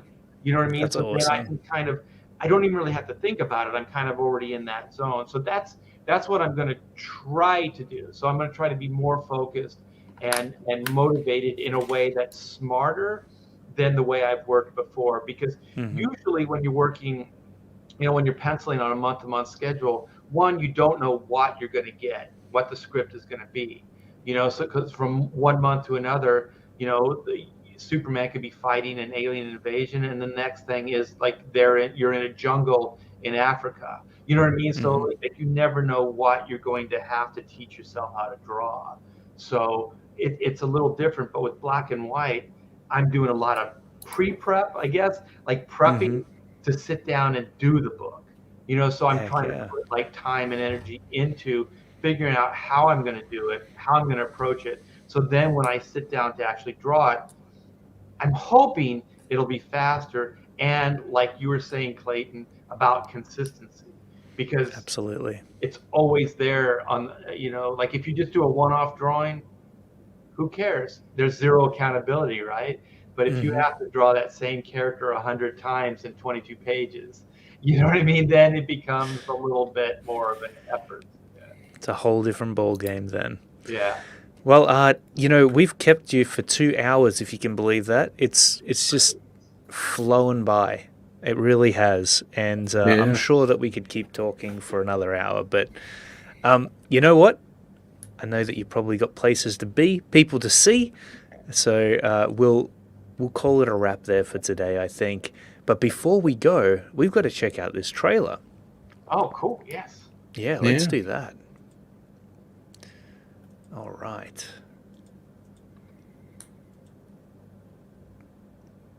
There we go. Did that share the sound? No, hang on. See, I'm still a novice when it comes to StreamYard sometimes, apparently.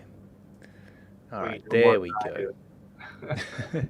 All right, so I'm going to hit play on the trailer. Let's check this out.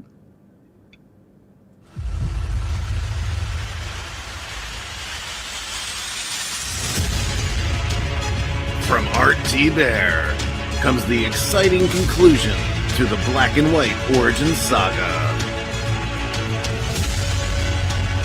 60 pages of pulse-pounding action.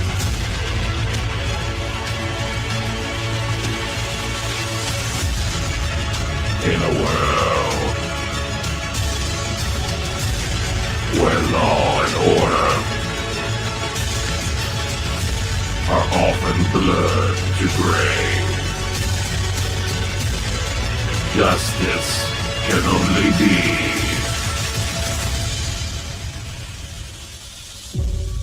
black and white.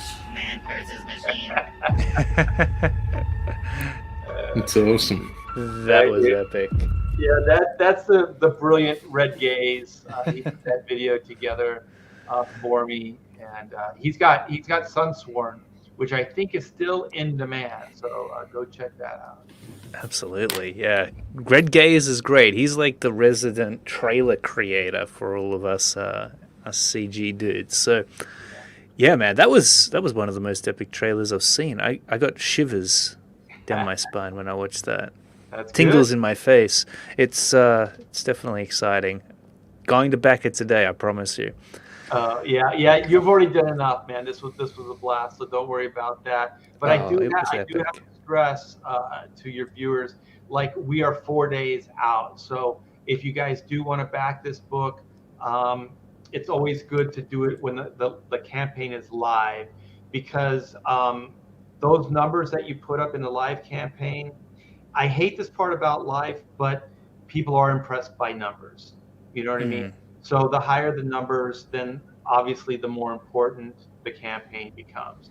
So the higher we can get those final numbers, the better, it's going to look in Indiegogo's eyes, in viewers' eyes, and the whole 9 yards. So We just put up an 85 K stretch goal. Oh, God, I can't believe I just said that out loud. $85,000, dollars for black and white, and That's awesome. that stretch goal it's going to be a fan contest. So what we're going to do is we're going to release 5 trading cards. It's going to be a 5 trading card set of black and white fans. So if we can unlock that, or when we unlock that, I'm going to start taking a bunch of samples in. So anybody that wants to draw, trading cards, send those in. I'm going to find the top 5, and I'm going to make trading cards out of it. So you guys will be part of your own trading card set. You'll have, they'll all be Sweet. like 1 through 5, and they're all going to be, custom to that set, and you'll have your own trading card. And I think it's going to be a lot of fun. And I think it's kind of a win-win, right? So I get more black and white artwork. The person that's never been published perhaps gets to be published, and then Cool. the backers get 5 new trading cards. That's epic. Yeah. Yeah. That's super cool. Yeah, look, I'm really excited about this campaign. It's a beautiful looking book. Art Thibert's best quality of art yet. His story, his artwork. Are you co-writing this story? Yeah, I'm working with Yep. Thunderbuns himself, so I'm working with Oh, Joe awesome. on it, I and know Joe. yeah, he's really talented, and he's just, I'm like a stream of consciousness. I Mhm. write, I create, I just come up with things. Sometimes I don't even have preconceived notions, and so Joe is a planner. Joe is the guy that kind of is more methodical. So the good thing is when we're brainstorming, when we're writing, I just have a stream of consciousness. He listens, and as I'm saying it, he writes it down. So we always have some kind of sketch to work from, and then you can start crafting after that. But he's really good at doing that, and that's like you were talking. Sometimes it's so hard just to put that first line down, Mm. And so with me just spitballing and coming up with crazy ideas, and then him being able to write it down is so important, because it's the first Awesome. step, and then we can start crafting the story from there. But we have something to work from, which is the most important part. That's really great, man. Yeah, it's wonderful when you can find people who you can work with and create an even better product with at the end of the day than you could have come up with on your own. Yeah, So, the collective then is you better than the individual. exactly, and then you've got this kick-ass cover by Kenneth Rocafort as well. I still think oh my gosh, you gotta It's get that amazing. cover. Yeah, it's really badass. Wow. Yeah, and then I like, because Joe Bennett did the same thing. They're like, "What do you want on the cover?" I said, "Just a kick-ass image of black and white smashing up robots." You know what I mean? That's all I say, and then they're like, "I got it." And so that's what Kenneth did, and then look at Joe Bennett, man. Just these guys. Yeah, I was looking at this one. I thought the chrome coloring on this was absolutely amazing. I was like, that Yeah. actually looks like chrome. Yeah, Kyle was like, he gave me the flats, and he's going, I'm thinking of like chrome, and if this was anybody else, I'd go, no. But I was like, it's Kyle Ritter. I'm pretty sure he's going to be able to pull it off. And so when this came in, I was like, oh shit! Like it was beyond what I could imagine. It's almost like taking, like, that's what I like. I like where everything's an additive, everything's a plus. You have your written word, and then your drawing plus is the written word, and then you have your drawing, and then the inks plus it, and then the coloring pluses it. And I've worked on a lot of projects where there wasn't pluses, there were minuses. Where somebody comes in and they just they don't have the same energy you have, or they don't have the same drive, and so they can really bring down a piece. But this was one of those cases where I do think each one of us plus the other one's work, and so you have this really kick-ass piece of artwork. Absolutely. Yeah, beautiful, beautiful stuff. And you've got another cover here as well. It's a whole book. Oh, it's a whole book. Yeah. Cool. Yeah, there's 2 books in this campaign, so I still think, like, what the hell was I thinking? There's two Oh my completely goodness. different books. So this is the High Octane Adventure, and this is Von Klaus from Monster MD fame. Cool. Doing the Love writing. Von Klaus. Yeah, oh my gosh, he's a great guy, and he's just really, really talented. And I did the Chrono Mechanics trailer with him, and he just got it. Like, I didn't have to overly explain it to him. I didn't have to spend a lot of time and effort to explain. And so after that, I was just like, this is a guy that kind of understands the way I work and what I'm going for. So I talked to Pedro Eng, he's the artist on it. And I was like, what do you think of Von Klaus? He's like, yes, let's do it. So I called Von, and he was like, yeah, let's do it. And Nice. so I gave him a quick pitch of what I was looking at. He wrote a script, and it was a little bit more focused on relationship than action. And I just told him, I said, it's 22 pages, man. Think old Marvel, style. It's a one and done. We're going to just do some kick-ass action. And if we can get some relationship stuff there or whatever, then so be it. And I swear it exceeded any expectation I had. Wow. Like the story was just, it was a great balance of both. And I like when I can read something from a writer and I can visualize it. I can read it and I go, I know exactly what you're talking about. And that's how it was. And so I gave that to Pedro, and Pedro's done with the pencils. Like, it's done. Oh, that's incredible. There's 22 pages of artwork that's completed for the High Octane Adventure. So That's awesome. yeah, and the whole reason this even exists is because of Pedro. He was in my chat one day, and I was just talking about stuff. And the next thing I know, there's this animated drawing of black and white, and I was like, I dig this, man. And so sometimes you just see people's work and you go, I need to use these guys. I need to plug them into something I'm doing. And so, yeah, I called Pedro, and he was like, sure, I'll do it. And That's so that's so how. awesome. So this thing really exists because of Pedro Eng. That's it. He inspired the whole thing. And this is his first comic book. That's incredible.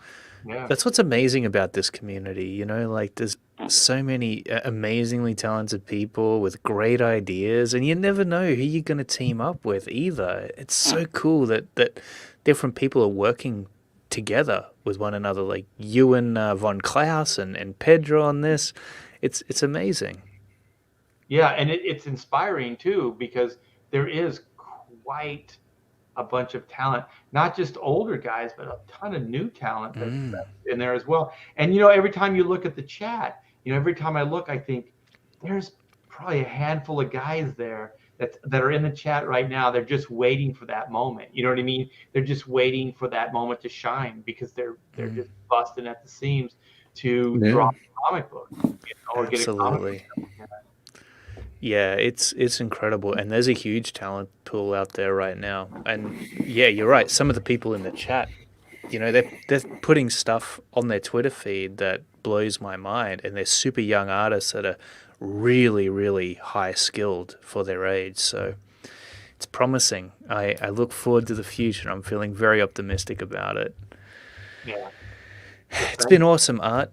Thanks so much for joining us today. Fantastic conversation. We always get along really, really well. I don't know why we don't do this more often, honestly. We will. Yeah. We'll fix that. Yeah. That sounds good. Yeah. So I'm always looking, like, what I want to try to do with my YouTube show is to kind of create like a structure where I have like shows that I do. So then I know, like on this day at this time, I'm going to do this show or that show, and they don't always have to be on my YouTube, platform. They could be on others. For sure. Just I came up with that idea, like the professionals. So I asked those guys, like, we can do this like the Jack Show. Hell yeah. And it all came from, we all were on Billy Tucci's channel, and we just like what you're saying, like we just had a great time. We connected. There was chemistry. And so then I was just like, we should do this on a weekly basis, and we'll each do it on our every week we'll do it on our own YouTube platform. So we could do something like that as well. We could have the Barton Boys and Thibert, and maybe one week, maybe we do it twice a month. Maybe we do one on my channel and then one on you guys' channel, so we can kind because I'm looking at your chat. There's a lot of names in there that don't really hang out in my chat. So Yeah. we do have a different audience. So then we can start kind of cross-pollinating, as they say. I think that's an awesome idea. Yeah. All right. Absolutely. Awesome. And big thanks to the chat as well for joining us today. We really appreciate your awesome comments and questions, and it's been an absolute pleasure as always. So until next time, keep on creating, keep on practicing, keep on backing these amazing comic books, and be sure to hit the link in the description below to check out Black and White Volume 2. Till next time, bye-bye. Thanks, guys.